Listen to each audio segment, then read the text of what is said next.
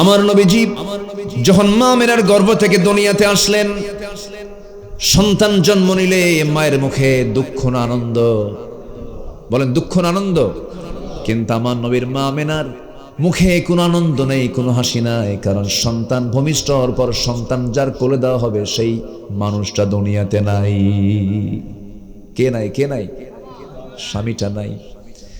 স্বামী দুনিয়া থেকে বিদায় নিয়েছেন। সন্তানটা হওয়ার পরে কান্নার পরিমাণ আরো বাড়তে লাগলো। কাঁদতে কাঁদতে অস্থির হয়ে যেতেছে। আবু তালেব একদিন স্মৃতিচারণ করে বলছে, ভাতিজা মুহাম্মদ শোনো, আজকে তুমি আল্লাহর পয়গম্বর হয়ে গেছো, কিন্তু ছোট্টবেলা আমি তোমার একটা চিত্র দেখতে পেয়েছি। সেই চিত্র হলো রাতের আধারে চলে গেলাম তোমার ঘরে, তোমার মা তোমার কাছে নাই, কিন্তু দেখতে পেলাম তোমার মা তোমাকে চাঁদনি আকাশের নিচে শুয়ে রেখে দূরে দূরে চলাফেরা করছে, তোমার কাছে আসে না, শুধু ডুকরে ডুকরে কাঁদতেছে, চোখের পানি টলমল করছে। কিন্তু আমি তোমাকে দেখতে পেলাম তুমি একাকী হাত পা নড়াচড়া করছো, 2-3 দিনের শিশু তুমি। যখন তুমি চাঁদের দিকে তাকায়, যখন ডান হাতটা যখন বাম দিকে নিয়ে আসো, আকাশের চাঁদ তোমার হাতের সঙ্গে ডান থেকে বাম দিকে চলে যায়। আবার যখন তোমার বাম হাতটা যখন ডান দিকে নাও, চাঁদটা ডান দিকে চলে যায়। আবার যখন 2 হাত দিয়ে যখন নিচের দিকে টেনে আনো, আকাশের চাঁদটা নিচের দিকে তোমার কাছাকাছি চলে আসে। আমি কি ভুল দেখলাম নাকি মুহাম্মদ? বলো, আমি কোনো চোখের কোনো ভেলকি দেখেছি নাকি? বলো। সঙ্গে সঙ্গে রাসূলকে দেখে বলছেন, চাচা আপনি যা দেখতে পেয়েছেন ঠিকই দেখতে পেয়েছেন, কারণ জন্মের পূর্বে বাপ হারাইছি, জন্মের পরপরই আমার মা আমাকে নিয়ে খুশিতে থাকার কথা, কিন্তু আমার বাবা নাই, স্বামী হারা। কি যে কষ্ট যন্ত্রণা, আমাকে দেখলে মার কষ্ট আরো বেড়ে যায়। এই জন্য আমাকে যখন তিনি আমাকে কোলে নিতে পারছিলেন না, আমার এই মার শূন্যতা দূর করার জন্য, আমার এই যে একাকী থাকা, এই একাকী শূন্যতা দূর করার জন্য আল্লাহ রাব্বুল আলামিন আকাশের চাঁদনি রাতকে মহান রাব্বুল আলামিন আমার জন্য খেলনা বানায়া দিয়েছিলেন। আল্লাহু আকবার বলেন। সেই নবীও দুনিয়া থেকে বিদায় নিয়েছেন। বিদায় নেননি? বিদায় নিয়েছেন। মৃত্যুর যন্ত্রণা তাকেও ভোগ করতে হয়েছে। কষ্ট, অপারেশন তো মাস্ট বি, একটু কষ্ট হবেই। আমার বন্ধুগণ, কুল্লু নাফসিন যায়িকাতুল মাউত, নফস যার আছে স্বাদ তার নিতে হবে। কিসের? বলেন বলেন, কিসের কিসের কিসের? যার নফস আছে, যার জীবন আছে, তার অবশ্যই স্বাদটা নিতে হবে। এত ভয়ঙ্কর একটা স্বাদ, খুব কষ্টকর একটা স্বাদ, এটা নিতে হবে আমাকে আপনাকে। আমার বন্ধুগণ, আপনারা কোন মৃত ব্যক্তির সামনে বসে বসে থাকা অবস্থায় মৃত্যু দেখেছেন কিনা? হয়তো সবাই দেখতে পান না, অনেকে দেখতে পেয়েছেন। আমার বন্ধুগণ, অনেকের বড় কষ্ট হয়, আবার অনেকেই হাসতে হাসতে দুনিয়া থেকে বিদায় নিয়ে নেয়। আমার বন্ধুগণ, রাসূল যখন দুনিয়া থেকে বিদায় নেবেন, মৃত্যু লগন চলে আসছে। আমার নবীর মৃত্যুর সময় সবচেয়ে বেশি স্মৃতিচারণ হয়েছে যে স্ত্রীর সাথে, তিনি হচ্ছেন মা আয়েশা সিদ্দিকা রাদিয়াল্লাহু তাআলা আনহা। তার সঙ্গে স্মৃতিচারণ হয়েছে আমার নবীজির বেশি, এবং সবচেয়ে বেশি হাদিস বর্ণনা করেছেন যে মহিলা, তার নাম কি বলেন? আম্মা জান আয়েশা সিদ্দিকা রাদিয়াল্লাহু তাআলা আনহা 6 লক্ষাধিক হাফেজের তিনি হাফেজা ছিলেন। রাসূল যা বলতেন কম্পিউটারের মতো তিনি এটাকে রেকর্ড করে ফেলতেন। খুব মেধাবী মানুষ ছিলেন তিনি, বড় ডাক্তারও ছিলেন।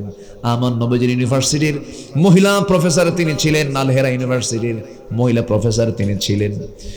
আমার নবীজির খুব প্রিয় ভাজন ছিলেন, খুব কাছের মানুষ ছিলেন, খুব মোহাব্বত করতেন। রাসূল তাকে মাঝে মাঝে বলতেন, আমার সাহাবীরা শোনো, সুরিত খাবার যেমন আরবের শ্রেষ্ঠ খাবার, আমার স্ত্রীর মধ্যে আমার সবচেয়ে শ্রেষ্ঠ স্ত্রী হতেছে আমার আয়েশা। আমি দারুণ ভালোবাসি, আমি দারুণ মোহাব্বত করি। আমার নবী যে মৃত্যুর মুখোমুখি যখন হয়ে যাচ্ছেন, হঠাৎ করে মাথা ব্যথা, প্রচন্ড জ্বর যার হবে এটা সুন্নাহ, মাথা ব্যথা হওয়াটা কি বলেন? সুন্নাহ। এই 2টা রোগ আমার রাসূলের জীবনের শেষ সময়ে হয়েছিল।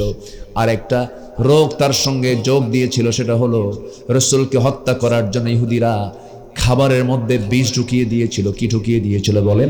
বিষ ঢুকায়া দিয়েছিল। 2 জন সাহাবী ছিলেন তার খাবারের সময়, 2 জন সাহাবী এট এ টাইম ওখানেই ডেড বডি হয়ে গেলেন। আমার নবীজি কোনোভাবে বেঁচে গেলেন। চিন্তা করে দেখুন, যে বিশ্ব নবীর শান মান এত, সেই নবীকে দুনিয়া থেকে বিদায় করার জন্য যদি বিষ প্রয়োগ করে হত্যার সব চক্রান্ত করা হয়, দিনের সঠিক পথে চলতে গেলে আমাকে আপনাকে নিয়েও ষড়যন্ত্র করবে বাতিলরা, কোনো সন্দেহ নাই। ঠিক কিনা? আল্লামা সাঈদীর হত্যার রহস্যটা উন্মোচন হওয়া দরকার। আসতে বলবেন না, জোরে বলুন ঠিক কিনা? তাকে একটা সুস্থ মানুষ, সবল মানুষ শুধু হসপিটালে ঢুকলেন আর লাশ হয়ে তাকে বের করে দেওয়া হলো। আমরা তাফসীর মাহফিলের প্ল্যাটফর্ম থেকে সুস্পষ্ট ভাষায় জানান দিতে চাই, সকল হত্যার বিচার তো করতেই হবে।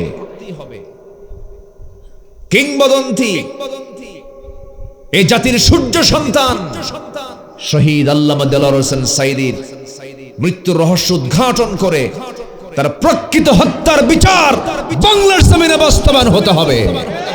রাজি আছেন কারা কারা? হাত উঁচু করে দেখান মুসলমান। কেউ তো স্লোগান দেন না, দেন।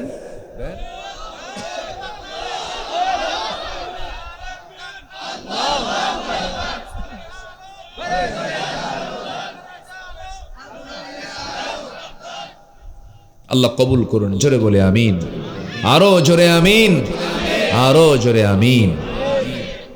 সম্মানিত ভাইয়েরা, আমার নবীজির মৃত্যুর সময় ওই বিষ প্রয়োগের যে একটা প্রতিক্রিয়া তার শরীরে ফুটে উঠলো, আরো কষ্টের মাত্রাটা বেড়ে গেল।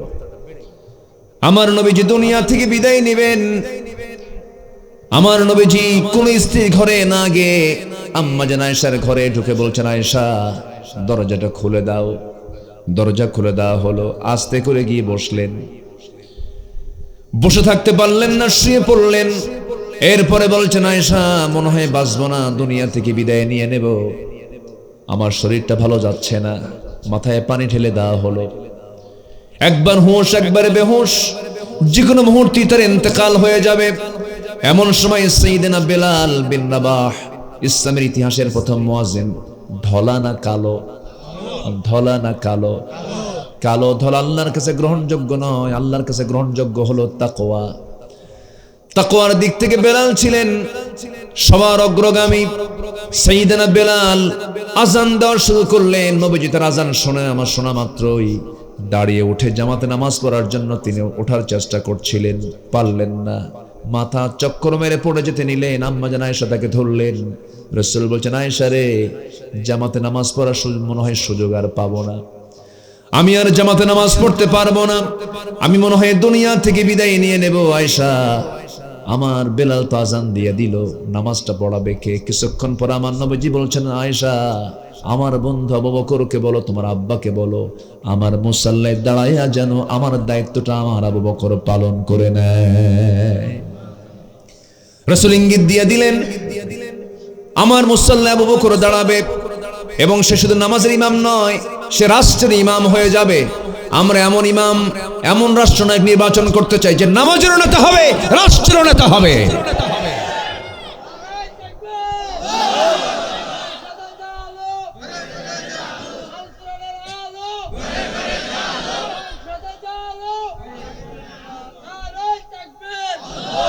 আল্লাহ কবুল করুন, জোরে বলে আমিন। যে আল্লাহকে ফাঁকি দেয়, যে নামাজ পড়ে না, সে কাকে ফাঁকি দেয়? যে আল্লাহকে ফাঁকি দেয়, সে জনগণকেও ফাঁকি দিতে পারে। আমরা ফাঁকিবাজদের আর দেখতে চাই না। সবচেয়ে বেশি মিথ্যা কথা বলে কারা বলেন? কারা মিথ্যা কথা বেশি বলে? হ্যাঁ বলেন, কোন শ্রেণী? শিক্ষকরা? কারা কারা বেশি মিথ্যা কথা বলে? বলেন। যেখানে আল্লাহ তাআলা মৃত্যুর যন্ত্রণা নিয়ে কিছু কথা বলেছেন, আসলে মূলত মানুষ যখন মারা যায়, মরার পূর্ব থেকেই তার শান্তি অথবা আযাব শুরু হয়ে যায়। যখন তার মৃত্যুর দুয়ারে একদম মুমূর্ষ অবস্থা, যে কোনো মুহূর্তে ইন্তেকাল হবে, সেই সময় থেকেই তার জন্য অপেক্ষা করে শান্তি অথবা অপেক্ষা করে শাস্তি। আমরা কি পেতে চাই বলেন? শাস্তি না শান্তি? শান্তি পেতে চাই। হাদিস আসছে যে মার কোলে শিশু যেমন দুধ পানরত অবস্থায় দুধ পান করতে করতে যেমন আলতো করে কোলে ঘুমিয়ে পড়ে, একজন ইমানদার বান্দা যখন দুনিয়া থেকে বিদায় নেয়, ওই কোলে শিশু যেমন করে নীরবে নিরাপদে নিশ্চিন্তে যেমন আরামে ঘুমায় পড়ে, ঠিক তেমনি ভালো বান্দাগুলো এমন করে দুনিয়া থেকে বিদায় নেয়। জোরে বলি সুবহানাল্লাহ। আল্লাহ যেন আমাদেরকে সহজ মৃত্যু দান করেন। আল্লাহ যেন আমাদেরকে সহজভাবে, অত্যন্ত আসান ভাবে যেন আল্লাহর কাছে যেন হাজির হতে পারি, এমন তৌফিক যেন আল্লাহ পাক আমাদেরকে দান করেন। আসলে এটা যে কত বড় মহাসত্য, মরতে হবে, মরে যেতে হবে। এটা যে যত বেশি ভাবে, মরার চিন্তাটা যার যত গভীর, সে তত ভালো মানুষ, সে তত ভালো মানুষ। আমার কথা কি বুঝতে কষ্ট হচ্ছে আপনাদের? মরার কথা যে যত গভীর ভাববে, সে তত ভালো মানুষ হতে বাধ্য। আমরা বিভিন্ন ওয়াসওয়াসায় পড়ে যে বিভিন্ন খারাপ কাজে যে জড়িয়ে যাই, ভাবতে হবে সেই সময়টাই মৃত্যু চিন্তাটার গভীরতা তার মধ্যে থেকে কমে গেছে, এই জন্যই তার দ্বারা পাপটা চলে আসে। এই জন্য আমার রাসূলকে প্রশ্ন করা হয়েছিল সবচেয়ে চালাক লোকটা কে? আমার রাসূল বললেন চালাক তো সেই, قال أكثركم ذكرا للموت وأكثرهم استعدادا أولئك الأكياس। সবচেয়ে চালাক লোক তো সেই যে মৃত্যুর কথা বারবার স্মরণ করে এবং গুনতে থাকে, আমার যে কোনো মুহূর্তেই এই দুনিয়ার এই লোভনীয় জায়গা থেকে আমাকে যেতে হবে। দুনিয়াটা লোভনীয় জায়গা না, বলেন তো? কেউ কি মরতে চায়? আস্তে, কেউ কি মরতে চায়? যদি মরতে না চাইতো, যদি মরতে চাইতো, তাহলে কি আর হসপিটাল তৈরি হতো? মরেই যাই, হসপিটাল কিন্তু তৈরি হতো না। এই যে উন্নত হসপিটাল, এই যে বিশাল বড় বড় ক্লিনিক, এর মূল লক্ষ্য কি?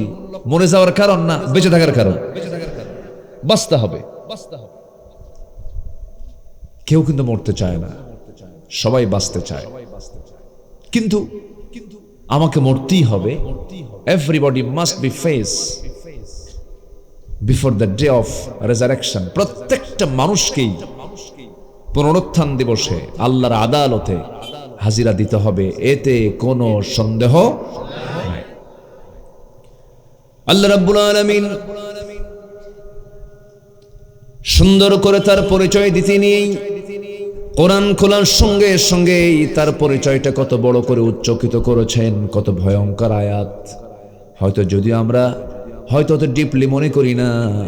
সূরা ফাতিহার ৩ নম্বর আয়াতটা কত ভয়ঙ্কর দেখেন। আল্লাহ বলছেন মালিকি ইয়াউমিদ্দিন ইয়্যাকা না'বুদু ওয়া ইয়্যাকা নাস্তাঈন। বিচার দিবসের মালিক কে? এটা কি সহজ কোনো বিষয়? বিচার হবে আদালতে, দুনিয়ার আদালতেই ভয় লাগে। কি যেন হয়, 5 বছর দেয় না 10 বছর দেয় না 20 বছর দেয় না যাবজ্জীবন দেয়, কত টেনশন। থানায় ধরে নিয়ে গেলে পরে ঘুম হয় না সারা রাত, রিমান্ডে নেয় কিনা, কত টেনশন। আর আল্লাহ বলছেন বান্দা আমার পরিচয় হলো আমি কিন্তু বিচার দিবসের মালিক। আমরা কেন যেন আল্লাহকে ফাঁকি দিতে চাই, কিন্তু ফাঁকি দিতে চাইলেই কি আমরা ফাঁকি দিতে পারবো? পারবো না। কোথায় পালাবেন আপনি? যাবেন কোথায় আপনি বলেন? আল্লাহর আওতার বাইরে যাওয়ার কোনো সুযোগ কি কোনো বান্দার আছে? আল্লাহ রাব্বুল আলামিন বলেন ইয়া মা'শারাল জিন্নি ওয়াল ইনসি ইন ইসতাতা'তুম আন তানফুযু মিন আকতারিস সামাওয়াতি ওয়াল আরদ ফানফুযু লা তানফুযুনা ইল্লা বিসুলতান। একসঙ্গে সবাই বলুন, ফাবিআইয়ি আলাই রাব্বিকুমা তুকাযযিবান। ও দুনিয়ার জিনেরা, ইনসানেরা, এই জমিন থেকে তোমরা কোথায় যাবে, কোথায় পালানোর চেষ্টা করবে? পারবে না। আমার কাছে আবার ফিরে আসতে হবে, আমার কাছে তোমাকে দাঁড়াতে হবে, আমি তোমার বিচার করব। কিন্তু বিচারটা, দুনিয়ার বিচারটা হবে একরকম। দুনিয়ার বিচার আদালতে দুই নম্বরে হয়। দুনিয়ার আদালতে ঘুষ চলবে। দুনিয়ার বিচারে দুই নম্বরই হতে পারে, উল্টা পাল্টা হতে পারে। কিন্তু আমার দরবারে যে বিচারটা হবে, আল্লাহ রাব্বুল আলামিন বলেন, ওয়া আকিমুল ওয়াজনা বিল কিসতি ওয়া লা তুখসিরুল মিজান ফামান ইয়ামাল মিসকালা যাররাতিন খায়রান ইয়ারাহু ওয়া মান ইয়ামাল মিসকালা যাররাতিন শাররান ইয়ারাহু। যাররা পরিমাণ ভালো কাজ যে বান্দা করবে, তাও সেদিন সে দেখতে পাবে। যাররা হলো এমন একটা শব্দের নাম, খালি চোখে দেখা যায় না, এমন কিছুকে যাররা বলা হয়। বান্দার সকল কর্মের, অপকর্মের সব কিছু ভিডিও স্ক্রিপ্ট, ভিডিও ক্লিপ সহ,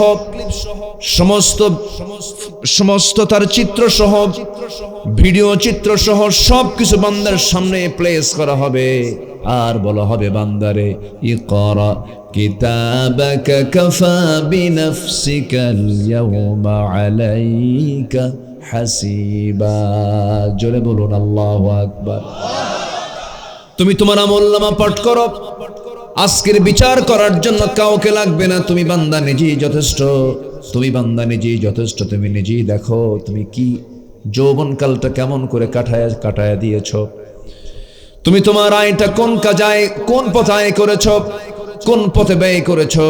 ওয়ান শাবাবিহি ফীমা বালাহু ওয়া আম্মালিহি মিন আইনা ইকতাসাবাহু ওয়ান উমরিহি ফীমা আফনাহু।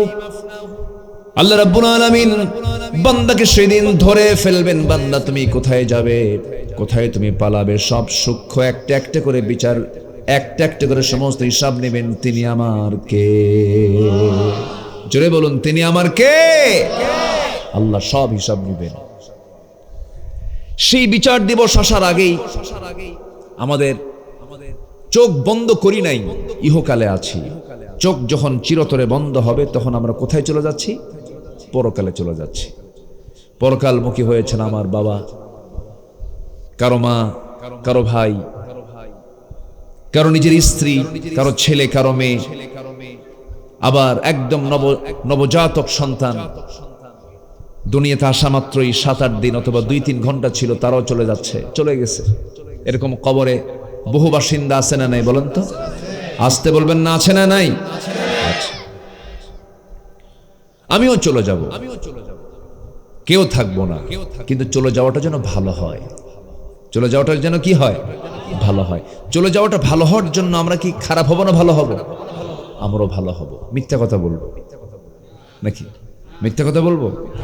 বেনামাজি হব? হিংসা করব? বনের সম্পত্তি মেরে খাবো? বান্দার হক নষ্ট করব? জুলুম করব? শিরকের গুনাহ করব? কুফরি করব? নেশা করব? মেয়েটাকে বেপরদায় রাখবো? এই তো জান্নাত পাওয়ার জন্য তো মেহনত থাকতে হবে ভাই। দুনিয়ার সংক্ষিপ্ত জীবনের জন্য যদি এত কিছু চেষ্টা করতে হয়, মাথার ঘাম পায়ে ফেলে একটা বিজনেস খাড়া করতে হয়, সফল হওয়ার জন্য কত চেষ্টা চালাতে হয়, অথচ আল্লাহ রাব্বুল আলামিন বলছেন, ছোট্ট একটা জান্নাত তুমি যদি পেতে চাও, সেই ছোট্ট জান্নাতটা হবে হলো 10টা পৃথিবীর মতো একটা জান্নাত। কয়টা পৃথিবী বলেন? 10টা। মনে হয় ছোটখাটো হয়ে গেল নাকি? ছোটখাটো হলো জান্নাত নাকি আপনাদের? জোরে কোন সুবহানাল্লাহ। কয়টা পৃথিবী বলেন তো? 10টা। বলেন তো, গোটা দুনিয়ায় আপনি যদি হাজার হাজার বছরও বাঁচেন, এরকম কি একটা এরিয়ার মালিক হতে পারবেন? পারবেন আপনি? পারবেন। 10টা পৃথিবীর মতো একটা জান্নাত আল্লাহ পাক আপনাকে সর্বনিম্ন, যদি আপনি সবার পরে যদি জান্নাতে যান, আপনাকে দেওয়া হবে। তাহলে এত বড় একটা জান্নাত আপনি বিড়ি খায়া, গাঁজা খায়া, মিথ্যা কথা কইয়া, সাদাবাজি কইরা, সন্ত্রাসী কইরা, আকাম কুকাম কইরা, জেনা কইরা আপনি জান্নাত নেবেন, এটা কেমন কথা বলেন তো? এটা কি একটা কথা হলো বলেন তো? যে তার জান্নাত পেতে হলে আমাকে কি খারাপের পথে যাওয়া যাবে, না ভালো হতে হবে? ভালো হতে হবে। ভালো হওয়ার জন্য কোন পন্থা অবলম্বন করতে হবে? আসুন ধীরে ধীরে আমরা সেই দিকে যাই।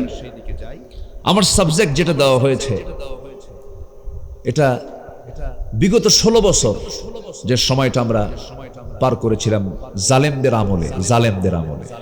আসতে কন কেন? বড় জালিম ছিল তারা, বুঝলেন? জুলুম করার ফলাফল হলো দিল্লি গিয়ে বসে আছে, দেশে আর নাই। জুলুম করলে তাহলে কোথায় যেতে হয়? দিল্লি যেতে হয়, বাইরে থাকতে হয়, দেশের মাটিতে স্থান হয় না। তবে যারা দেশকে ভালোবাসে তারা কখনো যায়ও না, তাদের সন্তানগুলোও নাই, তাদের বিয়েই বাড়িও আমেরিকা। আমি বিচিত্র, আমি বুঝি না। ওরা শুধু কথা বলে, কিন্তু দেশের প্রতি যে প্রেম, দেশের প্রতি মহাব্বত, এগুলোর কোনো বাস্তবতা নেই। বিয়েই বাড়ি আমেরিকা, ব্যবসা বাণিজ্য আমেরিকা, বোন থাকে লন্ডন, সব বাইরে, পড়াশোনাও বাইরে, আর দেশের ছাত্রদের হাতে অস্ত্র তুলে দিয়ে সন্ত্রাস নির্ভর রাজনীতি উপহার দেয়। সন্তান তো পড়ে না, ওরাই মারামারি করে মরুক, আমার সন্তান তো আমেরিকায় আছে। কথা বোঝেন নাই আপনারা? জুলুম করা যাবে না। জুলুম করবেন, বইয়ের প্রতি জুলুম করবেন, তাও হেরে যাবেন।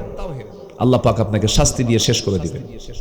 জুলুম কোথাও চলবে, কোথাও জুলুম করা যাবে না। জুলুম কাকে বলে? টুপি কোথায় রাখে? মাথায়। টুপিটা যদি মাথায় না দেয়, হাঁটুতে দেন, তাহলে কি হবে? জুলুম হলো। এটা হচ্ছে জুলুম। জুতার কাজ কোথায় রাখা? যদি গলায় দেয়, তাহলে কি হলো? জুলুম হলো। জুতার কাজ তো আর গলায় না, জুতার কাজ কোথায়? পায়ে। টুপির কাজ মাথায়। রাষ্ট্রনায়কের কাজ হলো জনগণকে জুলুম না করা, তাদের নিরাপত্তা নিশ্চিত করা। আর 16 বছর শুধু মামলাই ছিল। আমিও মামলার আসামি ছিলাম, এই জন্য বললাম। 2018 সালে নির্বাচনের আগ দিয়ে আমাকে হঠাৎ করে পুলিশ ঘেরাও করে ধরে নিয়ে চলে গেল থানায়। ওসি মহোদয় আমার দিকে তাকায়া মাথা নিচু করে আছে, কি বলবে, লজ্জা পাচ্ছে। মানুষ তো, দোষ তো করি নাই। বলে হুজুর মাফ করে দিয়ে। তো বললাম ধরে এনে মাফ চান কেন আবার? তো বললাম যে কি ঘটনা কি? হুজুর সামনে নির্বাচন তো, কি করবেন হুজুর, একটু যান ভিতরে, নির্বাচন শেষ হলেই চলে আসবেন, সমস্যা নাই। দেখছেন কি সুন্দর করে সলিউশন দেয়। তো বললাম যে এটা কোনো কথা বললেন আপনি? কোনো দোষ নাই, কিছু নাই, আমারে ধরে নিয়ে আসলেন, আবার থানায় চালান দিবেন, কি বলে কোর্টে চালান দিবেন, জেলখানায় ঢুকায় দিবেন। হুজুর বদদোয়া দিয়েন না, বাচ্চা কাচ্চা আছে, কি করবেন, উপর থেকে চাপ, মানে চাকরি বাঁচান তো ফরজ, বাচ্চা কাচ্চা যেহেতু চাকরি বাঁচান ফরজ। আমাকে এই কথা বলা, আমি বললাম ইমান বাঁচান তো নফল। কি বলবো আর? কোর্টে চালান দিল। কোর্টের জজ আমার দিকে তাকে জিব্বায় কামড় মেরে ধারা দেখে বলে যে হাইরে, এই ধারায় যদি জামিন দেয় আমার চাকরি তো শেষ। কোর্টে পাঠায় দিল, কি বলে জেলখানায় পাঠায় দিল। ঢুকলাম, এক মুরব্বী আমার দিকে তাকায়া চিনে ফেলছে। চিনে ঢোকা মাত্র আমাকে সালাম দিয়ে বলে, হুজুর আপনি জেলখানায় ঢুকছেন? খুব খুশি হলাম। তো বললাম জেলখানায় ঢুকলে কেউ খুশি হয়? বলতেছে হুজুর মাহফিলে যাই, ওয়াজ শুনি, আপনাকে দেখি, খুব চেষ্টা করি আপনার সঙ্গে একটু মোসাফা করবো, মোয়ানাকা করবো, একটু কথা বলবো। এই সুযোগ কোনোদিন পাই নাই। এত সুন্দর সুযোগ পাইছে হুজুর, দোয়া করি আপনি জেলখানায় থাকেন। তো বললাম চাচা আপনি জেলখানায় কেন? আপনি তো বুড়া মানুষ, নাতিপুতি নিয়ে থাকার কথা। বলে বাবা আমারে বিস্ফোরক মামলা দিছে, বিস্ফোরক। তো বাবা বিস্ফোরক শব্দটা কি, এটা খায় না কি করে? উনি বুঝেও না যে বিস্ফোরকটা কি। এত সহজ সরল একজন বুড়া মানুষ, তাকে বোমাবাজির মামলা দিয়েছে, হাতের ফিটনেসই নাই, বুড়া মানুষ। তো এই যে জুলুম, শেষে জুলুমের ফলাফল হলো ঢাকা না দিল্লি? হ্যাঁ, না মামুবাড়ি তো আল্লামা সাইদি বলেছিলেন, 25 বছর আগে বলেছিলেন, একদম শ্রীলঙ্কাও যায় নাই, নেপালও যায় নাই, ভুটানও যায় নাই, একদম সোজা মামা বাড়ি কোথায় বসে। কথার সাথে কাজের কি মিল আল্লাহ পাক ঘটায় দিয়েছে। জুলুম করা যাবে না। আমার কথা কি কষ্ট পাচ্ছেন আপনারা? আসুন আমরা ধীরে ধীরে লাইনের দিকে চলে যাই। মরতে হবে আমাকে আপনাকে, কিন্তু আমরা আমল নামা নিয়ে যেতে চাই খারাপ না ভালো? খারাপ না ভালো? আমল নামা দু প্রকার, একটা ডান হাতের আর একটা কি বাম হাতের। বাম দল না ডান দল? ডান দল করতে হবে। যে দলে নামাজের এজেন্ডা নাই সেই দলে যাওয়া যাবে না। যে দলে নারী যুবক তোমার হাতে তুলে দেবে, যে দলের নেতারা তোমার হাতে মাদক তুলে দেবে, নেশা তুলে দেবে, সেই দলে যাওয়া যাবে না। যে দলটা নিয়ে তুমি আল্লাহর জান্নাত তুমি পেয়ে যাবে, সেই দলের দিকে যেতে হবে।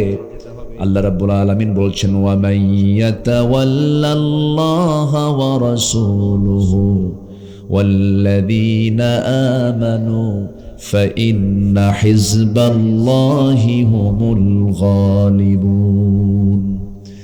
আল্লাহর দলগুলোই আল্লাহর দলের লোকেরাই বিজয়ী হয়ে যাবে। আল্লাহর দল করে যেতে হবে, আল্লাহর পথে টিকে থাকতে হবে। ঈমান এনেছি, ঈমান আনা সহজ, কিন্তু ঈমান টিকে রাখা বড় কঠিন। আল্লাহ রাব্বুল আলামিন সুন্দর করে বলছেন, ইন্নাল্লাযীনা ক্বালু রাব্বুনাল্লাহু সুম্মা ইসতাকামু তাতানাজ্জালু আলাইহিমুল মালায়েকা আল্লা তাখাফু ওয়া লা তাহজানু ওয়া আবশিরু বিল জান্নাতিল্লাতী কুনতুম তুআদুন। নিঃসন্দেহে যারা বলবে আমার রব আল্লাহ এবং এই কথার উপরে যারা টিকে থাকবে, আমি আল্লাহ তাদের জন্য জান্নাতের ওয়াদা করেছি। জোরে কোন সুবহানাল্লাহ। ঈমান আনতে হবে এবং টিকে থাকতে হবে। ঈমান আনা যায় অনেক, কিন্তু ঈমান টিকে রাখা বড় কঠিন হয়ে যায়। ঈমানটার লালন করতে হবে, ঈমানটার যত্ন করতে হবে। ওয়াল্লাযীনা আমানু ওয়া লাম ইয়ালবিসু ঈমানাহুম বিযুলমিন উলাইকা লাহুমুল আমনু ওয়া হুম মুহতাদুন। ঈমান যারা আনবে, ঈমানকে যারা জুলুমের দ্বারা আক্রান্ত করবে না, এটাকে আবৃত করবে না, শিরিক মুক্ত ঈমান যারা আনবে, তারাই হলো হেদায়েত প্রাপ্ত বান্দা। আমি তাদের জন্য জান্নাত রেখে দিয়েছি। এই জন্য আমার বন্ধুগণ, মৃত্যুর কথা স্মরণ করে আমাকে আপনাকে প্রত্যেকটা কদম ফেলতে হবে। হালাল কোনটা, হারাম কোনটা, ন্যায় কোনটা, অন্যায় কোনটা, বৈধ কোনটা, অবৈধ কোনটা। যাকাত হলো বৈধ, সুদ হলো কি অবৈধ, হারাম। এরপরে আল্লাহ রাব্বুল আলামিন প্রত্যেকটা জায়গায় হালাল এবং হারামকে নিশ্চিত করে দিয়েছেন। আল হালালু বাইয়িন ওয়াল হারামু বাইয়িন। আমার বন্ধুগণ, শয়তানের কাজ একটা আছে, আল্লাহর কাজ একটা আছে। আমরা যে কাজটা ধরবো, কার কাজ? আসতে বলবেন না, কার কাজ ধরবো? আমরা আল্লাহর কাজটা ধরবো, কারণ আমরা আল্লাহর গোলাম। আল্লাহর দাসত্ব করার জন্য আমরা দুনিয়াতে এসেছি, আল্লাহর প্রভুত্বকে স্বীকার করে নেবার জন্যই দুনিয়াতে এসেছি। আল্লাহ রাব্বুল আলামিন বলছেন, বান্দা শোনো, সফল কারা একটু শুনে নাও। সফল বড় ইন্ডাস্ট্রিজের মালিক সফল নয়, সুন্দর চেহারার অধিকারী সফল নয়। সুন্দর চেহারার অধিকারী যদি সফল হয়ে যেত, আমার নবীর চেহারার সঙ্গে মিলে যেত একজন ব্যক্তির চেহারা। আমার নবীর চেহারার সঙ্গে হুবহু মিলে যেত একজন ব্যক্তির চেহারা, তার নাম হচ্ছে আবু লাহাব, নবীর আপন চাচা। চাচা ভাতিজা মিলে না? মিলে যায়। আমার নবীর চেহারার সঙ্গে মিল ছিল, বংশেরও মিল ছিল। কুরাইশ বংশ বংশ দিয়া, চেহারা দিয়া আল্লাহর সামনে কোনোদিন সফল হওয়া যাবে না, আল্লাহর সামনে সম্মানী হওয়া যাবে না। সফল হওয়ার জন্য কি লাগবে? আল্লাহ রাব্বুল আলামিন সুন্দর করে বলছেন, যা আমি তেলাওয়াত দিয়ে শুরু করেছি, যে আয়াতটা সূরা আলে ইমরানের 185 নম্বর আয়াত, মাথায় রাখবেন। এই আয়াতটা যদি কেউ দৃঢ়ভাবে, গভীরভাবে যদি লালন করতে পারে, আল্লাহর কসম করে বলে, ওই বান্দার মধ্যে কখনো অহংকার আসতে পারে না, হিংসা আসতে পারে না, অবৈধ লোভ আসতে পারে না। এগুলো হলো ঈমানের ক্যান্সার। এগুলো ঈমানের কি বলেন? ক্যান্সার। আল্লাহ রাব্বুল আলামিন বলেন, কুল্লু নাফসিন যায়িকাতুল মাউতি ওয়া ইন্নামা তুওয়াফাউনা উজুরাকুম ইয়াওমাল কিয়ামাহ فمن زحزح عن النار وأدخل الجنة فقد فاز وما الحياة الدنيا إلا متاع الغرور জোরে বলুন আল্লাহু আকবার। প্রত্যেক প্রাণী কি মৃত্যুর যন্ত্রণা সহ্য করতে হবে, মৃত্যুর যে স্বাদ এটাকে আস্বাদন করতে হবে। আমার বন্ধুগণ, অপারেশন বলতে সহজ না জটিল? বলেন বলেন বলেন বলেন বলেন। জটিল। যেটাই অপারেশন হবে আপনি যেন না টের পান, অ্যানেস্থেসিয়া করে অপারেশন করা হয়, আপনাকে সেন্সলেস করে অপারেশন করা হয়, আপনি টের পান না। একটা মানুষের সোজা পেট কাটা হয়, বুক ফাড়া হয়, অপারেশন করা হয়, কেটে ফেটে গেছে সেলাই দেওয়া হয়, সেই সময় থেকে অজ্ঞান করা হয়, সেন্সলেস করা হয়। অপারেশন কোনোটাই সহজ নয়। Heart operation, brain operation, open heart surgery করা হয়, বাইপাস সার্জারি করা হয়, সহজ কোনো বিষয় নয়। তবে পৃথিবীতে যত অপারেশন আছে সবচেয়ে বড় অপারেশন যে মালাকুল মউত করবেন তার নাম হলো মৃত্যুর অপারেশন, জান কবজের অপারেশন। এত জটিল একটা অপারেশন, খুব কঠিন মুহূর্ত, কঠিন জায়গা। একটু কান লাগাবেন। আল্লাহ রাব্বুল আলামিন বলেছেন বান্দারে, এমন একটা বিষয় এটা, ওয়াজাআত সাকারাতুল মাউতি বিল হক যালিকা মা কুনতা মিনহু তাহিদ। প্রত্যেকটা বান্দার জন্য সাকরাতুল মাউত, মৃত্যুর যে যন্ত্রণা অবধারিত। সাধারণ অপারেশন করতে নিয়ে এই এতটুকু কষ্ট তার পেতেই হবে, অনেক বড় যন্ত্রণা হয়।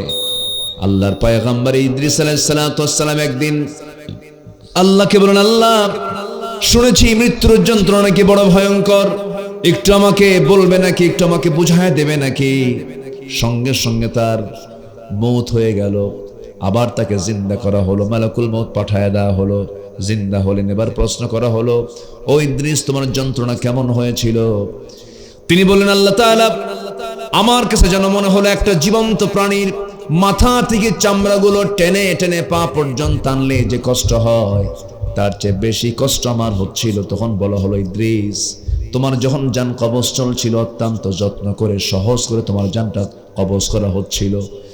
এত সহজের জান কবজের যন্ত্রণা যদি এতটা কষ্টকর হয়, সবার সামনে সে মৃত্যু আমার আপনার সামনে আছে, এই মৃত্যুর মুখোমুখি আমাকে আপনাকে হতে হবে। এই চিন্তা যদি কোনো বান্দার মধ্যে ডিপলি লালন হয়, ডিপলি যদি একটু মাথায় যদি থাকে, ওই বান্দার দ্বারা কখনো প্রতিশোধের চিন্তা মাথায় আসতে পারে না। ওই বান্দার ভিতরে কখনো অহংকার আসতে পারে না, হিংসা আসতে পারে না, অবৈধ লোভ আসতে পারে না, পরের বইয়ের দিকে বদনজর আসতে পারে না, হারাম কাজের দিকে তার কোনো খেয়াল আসতে পারে না। আমার বন্ধুগণ, আমার নবী দুনিয়া থেকে বিদায় নিয়েছেন, পৃথিবীতে বেঁচে ছিলেন মাত্র 63 বছর, 63 বছর 9 ঘন্টা, 63 বছর 9 ঘন্টা তিনি জীবিত ছিলেন। সামান্য একটা জীবন তিনি পেয়েছিলেন। আদম আলাইহিস সালাতু ওয়াস সালাম 1000 বছর, কত বছর বলেন? বলেন কত বছর? নূহ আলাইহিস সালাতু ওয়াস সালাম দাওয়াত দিয়েছেন 900 বছর। দাওয়াত দিয়েছেন কত বছর? 900 বছর। ইসলাম কবুল করেছে মাত্র 80 থেকে 86 জন। আর আমার নবীর হায়াত পেয়েছেন মাত্র 63 বছর। তিনি হলেন প্রত্যেকটা নবীর লিডার, প্রত্যেক নবীদের লিডার হচ্ছেন মুহাম্মদ সাল্লাল্লাহু আলাইহি ওয়াসাল্লাম। সব নবী ছিলেন আঞ্চলিক নবী, সব নবীকে আল্লাহ পাক লিকুল্লি কওমিন হাদ, প্রত্যেকটা কওমের জন্য নবী আল্লাহ পাক পাঠিয়ে দিয়েছেন। ম্যাক্সিমাম নবীরা ছিলেন আঞ্চলিক নবী, এলাকার নবী, কওমের নবী। আর আমার আল্লাহ তাআলা আমার রাসূলকে পাঠাচ্ছেন আঞ্চলিক করে না বিশ্ব করে? বলেন বলেন বলেন বলেন। বিশ্ব নবী আল্লাহ পাক তাকে বানিয়েছেন।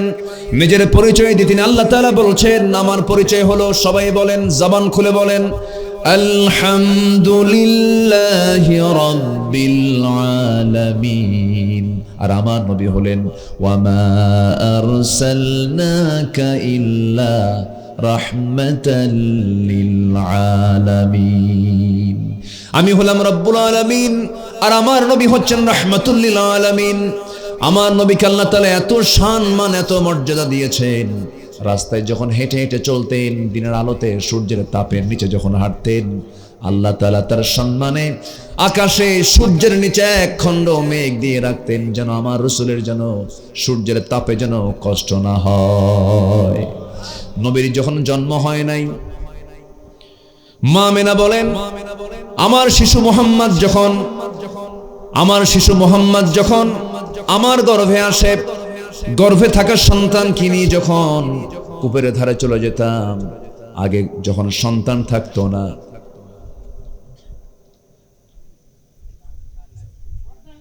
এটা মানে কোন একটা ছোট্ট ছেলে মনে হয় হতে পারে, কোথায় থাক না, ছোট্ট ছেলে হয়তো না, ছোট্ট ছেলে থাক না, সমস্যা নাই, আমার দিকে তাকান। ও ভাবতেছে দেখি হুজুরের চোখটা কেমন মজবুত, চেক করছে একটু, থাক সমস্যা নাই, আমার দিকে তাকান। যাক, ও যেন ওর চোখে না দেয়, এই চোখটা যদি, এই লেজারটা যদি ছোট বাচ্চারা নিজের চোখে যদি 2-1 মিনিট রাখে, চোখ শেষ হয়ে যাবে কিন্তু। এটা খুব সিরিয়াস জিনিস। লেজার লাইট না এটা? হ্যাঁ, দুষ্ট তো, ছোট বাচ্চারা দুষ্টমি করে। ওদের নামাজ পড়া দেখছেন শুক্রবারে পিছনে রাখাতে, দেখছেন কি হাসি আর কি ঘুতাঘুতি। ওদের ওই নামাজ আল্লাহর দরবারে কবুল হয়ে যাবে। হ্যাঁ, ছোট বাচ্চারা এগুলো করবে। আমার নবী রুকুতে যেতেন, সেজদায় যেতেন, বানরের মতো ঝুলতেন, বাদরের মতো। ছোট্ট ছোট্ট বাচ্চারা, মা বিশেষ করে হোসাইন তো আমার রাসূলের নামাজের সময় ঘাড়ে গিয়ে বসে থাকতেন, একদম ঘাড়ে গিয়ে বসতেন। রাসূল রাখতেন না, বরঞ্চ নামাজ শেষ করে বলতেন, হুসাইন তুমি আমার আজকে বড় উপকার করেছো, আমার তসবির পরিমাণটা আজকে বেশি লম্বা হয়েছে তুমি ঘাড়ে বসে থাকার কারণে। জোরে বলি সুবহানাল্লাহ। কোন বাচ্চাকে ধমক দেওয়ার কোনো অধিকার নাই। যদি বড় কোনো কেউ হতো ছাড়তাম না, কিন্তু ছোট তো, ওরা দুষ্টমি করুক, ওদের দুষ্টমিটাই আল্লাহর কাছে পছন্দের। আলহামদুলিল্লাহ বলে। রাসূল কোনদিন স্ত্রীকে ধমক দিয়েছেন, বাচ্চাদেরকে ধমক দিয়েছেন, এমন কোন হাদিসই নেই, এমন কোন হাদিস নেই। যাই হোক, অন্য প্রসঙ্গে চলে গিয়েছিলাম, আসি না একটু লাইনে।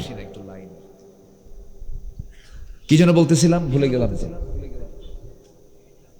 হ্যাঁ, ও হ্যাঁ, কি সুন্দর করে মনে করে দিয়েছেন একজন। আমার নবীজি আম্মা জান আমেনার, মা আমেনার গর্ভে যখন, আমার নবীর আম্মা জান আমেনার, তিনি যখন গর্ভে পৃথিবীতে আসেন নাই, কূপের ধারে চলে গেছেন, যে কূপের পানি অনেক নিচে, দড়ি দিয়ে বালতি দিয়ে তুলতে হয়। মা আমেনা বলেন আমার শিশু মোহাম্মদ যেদিন থেকে গর্ভে আসছে, সেদিন থেকে আমি লক্ষ্য করতাম কূপের পানি তুলতে না আমার দড়ি লাগতো না, গড়ে গড়ে পড়তো। যেরকম সুবহানাল্লাহ। আমি যখন রাস্তা দিয়ে হাঁটতাম, আমার সুগন্ধি দিয়ে গোটা এলাকা সুশোভিত হয়ে যেত। আমার শাশুড়ি আমাকে বলতেন যে তুমি এরকম করে সেন্ট ইউজ করো কেন? আমি তো সেন্ট ইউজ করি না, আমার গর্ভে মুহাম্মদ আসার পর, আমার গর্ভে আমার সন্তান আসার পর আমার শরীর থেকে সুঘ্রাণ বের হতে থাকে। আমরা সেই নবীর উম্মত, সুবহানাল্লাহ বলবেন না? আমার নবীজি মা আমেনার ঘরে মাত্র কয়েকটা দিন ছিলেন, মায়ের দুধ কিসমতে জোটে নাই, চলে গেছেন দুধমা হালিমার ঘরে। 5.5 বছর, 5 বছর পর্যন্ত সেখানে ছিলেন। বিভিন্ন সিরাত গ্রন্থে বিভিন্ন বর্ণনা আসছে। আমার নবীজি যখন মা আমেনার গর্ভ থেকে দুনিয়াতে আসলেন, সন্তান জন্ম নিলে মায়ের মুখে দুঃখ না আনন্দ? বলেন দুঃখ না আনন্দ? কিন্তু আমার নবীর মা আমেনার মুখে কোনো আনন্দ নেই, কোনো হাসি নাই, কারণ সন্তান ভূমিষ্ঠ হওয়ার পর সন্তান যার কোলে দেওয়া হবে সেই মানুষটা দুনিয়াতে নাই। কে নাই? কে নাই? স্বামীটা নাই। স্বামী দুনিয়া থেকে বিদায় নিয়েছেন। সন্তানটা হওয়ার পরে কান্নার পরিমাণ আরো বাড়তে লাগলো। কাঁদতে কাঁদতে অস্থির হয়ে যেতেছেন। আবু তালেব একদিন স্মৃতিচারণ করে বলছে, ভাতিজা মুহাম্মদ শোনো, আজকে তুমি আল্লাহর পয়গম্বর হয়ে গেছো, কিন্তু ছোট্টবেলা আমি তোমার একটা চিত্র দেখতে পেয়েছি। সেই চিত্র হলো রাতের আধারে চলে গেলাম তোমার ঘরে, তোমার মা তোমার কাছে নাই, কিন্তু দেখতে পেলাম তোমার মা তোমাকে চাঁদনি আকাশের নিচে শুয়ে রেখে দূরে দূরে চলাফেরা করছে, তোমার কাছে আসে না, শুধু ডুকরে ডুকরে কাঁদতেছে, চোখের পানি টলমল করছে। কিন্তু আমি তোমাকে দেখতে পেলাম তুমি একাকী হাত পা নড়াচড়া করছো, 2-3 দিনের শিশু তুমি, যখন তুমি চাঁদের দিকে তাকায়, যখন ডান হাতটা যখন বাম দিকে নিয়ে আসো, আকাশের চাঁদ তোমার হাতের সঙ্গে ডান থেকে বাম দিকে চলে যায়। আবার যখন তোমার বাম হাতটা যখন ডান দিকে নাও, চাঁদটা ডান দিকে চলে যায়। আবার যখন দুহাত দিয়ে যখন নিচের দিকে টেনে আনো, আকাশের চাঁদটা নিচের দিকে তোমার কাছাকাছি চলে আসে। আমি কি ভুল দেখলাম নাকি মোহাম্মদ বলো? আমি কোনো চোখের কোনো ভেলকি দেখেছি নাকি বলো? সঙ্গে সঙ্গে রাসূলকে দেখে বলছেন, চাচা আপনি যা দেখতে পেয়েছেন ঠিকই দেখতে পেয়েছেন, কারণ জন্মের পূর্বে বাপ হারাইছি, জন্মের পরপরই আমার মা আমাকে নিয়ে খুশিতে থাকার কথা, কিন্তু আমার বাবা নাই, স্বামী হারা, কি যে কষ্ট যন্ত্রণা, আমাকে দেখলে মার কষ্ট আরো বেড়ে যায়। এই জন্য আমাকে যখন তিনি আমাকে কোলে নিতে পারছিলেন না, আমার এই মার শূন্যতা দূর করার জন্য, আমার এই যে একাকী থাকা, এই একাকী শূন্যতা দূর করার জন্য আল্লাহ রাব্বুল আলামিন আকাশের চাঁদনি রাতকে মহান রাব্বুল আলামিন আমার জন্য খেলনা বানায়া দিয়েছিলেন। আল্লাহু আকবার বলেন। সেই নবীও দুনিয়া থেকে বিদায় নিয়েছেন, বিদায় নেননি, বিদায় নিয়েছেন। মৃত্যুর যন্ত্রণা তাকেও ভোগ করতে হয়েছে। কষ্ট, অপারেশন তো মাস্ট বি, একটু কষ্ট হবেই। আমার বন্ধুগণ, কুল্লু নাফসিন যায়িকাতুল মাউত, নফস যার আছে স্বাদ তার নিতে হবে কিসের? বলেন বলেন, কিসের কিসের কিসের? যার নফস আছে, যার জীবন আছে, তার অবশ্যই স্বাদটা নিতে হবে। এত ভয়ঙ্কর একটা স্বাদ, খুব কষ্টকর একটা স্বাদ, এটা নিতে হবে আমাকে আপনাকে। আমার বন্ধুগণ, আপনারা কোন মৃত ব্যক্তির সামনে বসে বসে থাকা অবস্থায় মৃত্যু দেখেছেন কিনা? হয়তো সবাই দেখতে পান না, অনেকে দেখতে পেয়েছেন। আমার বন্ধুগণ, অনেকের বড় কষ্ট হয়, আবার অনেকেই হাসতে হাসতে দুনিয়া থেকে বিদায় নিয়ে নেয়। আমার বন্ধুগণ, রাসূল যখন দুনিয়া থেকে বিদায় নেবেন, মৃত্যু লগন চলে আসছে। আমার নবীর মৃত্যুর সময় সবচেয়ে বেশি স্মৃতিচারণ হয়েছে যে স্ত্রীর সাথে, তিনি হচ্ছেন মা আয়েশা সিদ্দিকা রাদিয়াল্লাহু তাআলা আনহা। তার সঙ্গে স্মৃতিচারণ হয়েছে আমার নবীজির বেশি, এবং সবচেয়ে বেশি হাদিস বর্ণনা করেছেন যে মহিলা, তার নাম কি বলেন? আম্মা জান আয়েশা সিদ্দিকা রাদিয়াল্লাহু তাআলা আনহা 6 লক্ষাধিক হাফেজের তিনি হাফেজা ছিলেন। রাসূল যা বলতেন কম্পিউটারের মতো তিনি এটাকে রেকর্ড করে ফেলতেন। খুব মেধাবী মানুষ ছিলেন তিনি, বড় ডাক্তারও ছিলেন। আমার নবীজির ইউনিভার্সিটির মহিলা প্রফেসর তিনি ছিলেন, আল-হেরা ইউনিভার্সিটির মহিলা প্রফেসর তিনি ছিলেন। আমার নবীজির খুব প্রিয় ভাজন ছিলেন, খুব কাছের মানুষ ছিলেন, খুব মোহাব্বত করতেন। রাসূল তাকে মাঝে মাঝে বলতেন, আমার সাহাবীরা শোনো, সুরিত খাবার যেমন আরবের শ্রেষ্ঠ খাবার, আমার স্ত্রীর মধ্যে আমার সবচেয়ে শ্রেষ্ঠ স্ত্রী হতেছে আমার আয়েশা। আমি দারুণ ভালোবাসি, আমি দারুণ মোহাব্বত করি। আমার নবী যে মৃত্যুর মুখোমুখি যখন হয়ে যাচ্ছেন, হঠাৎ করে মাথা ব্যথা, প্রচন্ড জ্বর, জ্বর যার হবে এটা সুন্নাহ, মাথা ব্যথা হওয়াটা কি বলেন? সুন্নাহ। এই দুটা রোগ আমার রাসূলের জীবনের শেষ সময়ে হয়েছিল। আর একটা রোগ তার সঙ্গে যোগ দিয়েছিল, সেটা হলো রাসূলকে হত্যা করার জন্য ইহুদিরা খাবারের মধ্যে বিষ ঢুকিয়ে দিয়েছিল। কি ঢুকিয়ে দিয়েছিল বলেন? বিষ ঢুকায়া দিয়েছিল। দুজন সাহাবী ছিলেন তার খাবারের সময়, দুজন সাহাবী এট এ টাইম ওখানেই ডেড বডি হয়ে গেলেন। আমার নবীজি কোনোভাবে বেঁচে গেলেন।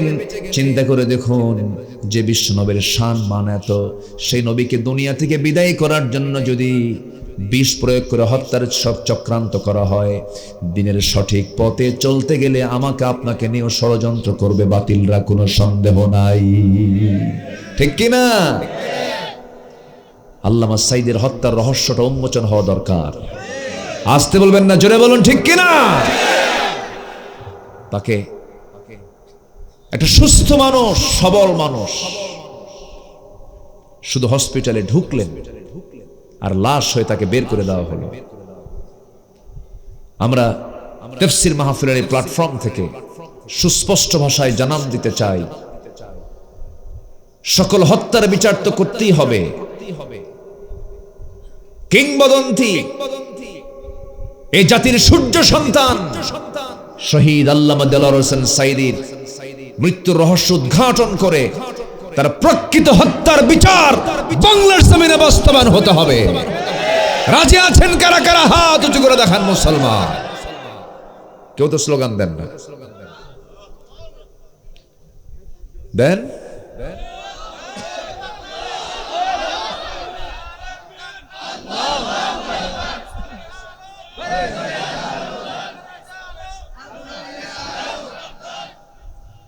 কবুল করুন, জোরে বলে আমিন, আরো জোরে আমিন, আরো জোরে আমিন। সম্মানিত ভাইয়েরা, আমার নবীজির মৃত্যুর সময় ওই বিষ প্রয়োগের যে একটা প্রতিক্রিয়া তার শরীরে ফুটে উঠলো, আরো কষ্টের মাত্রাটা বেড়ে গেল। আমার নবীজি দুনিয়া থেকে বিদায় নেবেন, আমার নবীজি কোন স্ত্রীর ঘরে না গিয়ে আম্মা জান আয়েশার ঘরে ঢুকে বলছেন, আয়েশা দরজাটা খুলে দাও। দরজা খুলে দেওয়া হলো, আস্তে করে গিয়ে বসলেন। বসে থাকতে পারলেন না, শুয়ে পড়লেন। এরপরে বলছেন, আয়েশা মনে হয় বাঁচবো না, দুনিয়া থেকে বিদায় নিয়ে নেব, আমার শরীরটা ভালো যাচ্ছে না। মাথায় পানি ঢেলে দেওয়া হলো। একবার হুঁশ, একবার বেহুশ, যে কোনো মুহূর্তে তার ইন্তেকাল হয়ে যাবে। এমন সময় সাইয়েদনা বেলাল বিন রাবাহ, ইসলামের ইতিহাসের প্রথম মুয়াজ্জিন, ধলা না কালো, ধলা না কালো, কালো ধলা আল্লাহর কাছে গ্রহণযোগ্য নয়। আল্লাহর কাছে গ্রহণযোগ্য হলো তাকওয়া। তাকওয়ার দিক থেকে বেলাল ছিলেন সবার অগ্রগামী। সাইয়েদনা বেলাল আজান দেওয়া শুরু করলেন। নবীজি তার আজান শুনে, আমার শোনা মাত্রই দাঁড়িয়ে উঠে জামাতে নামাজ পড়ার জন্য তিনি ওঠার চেষ্টা করছিলেন, পারলেন না। মাথা চক্কর মেরে পড়ে যেতে নিলেন। আম্মা জান আয়েশা তাকে ধরলেন।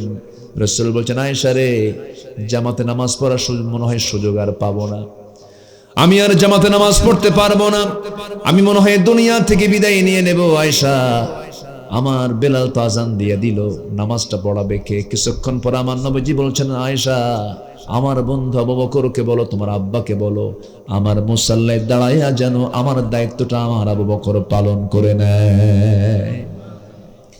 রাসূল ইঙ্গিত দিয়ে দিলেন, আমার মুসাল্লায় আবু বকর দাঁড়াবে, এবং সে শুধু নামাজের ইমাম নয়, সে রাষ্ট্রের ইমাম হয়ে যাবে।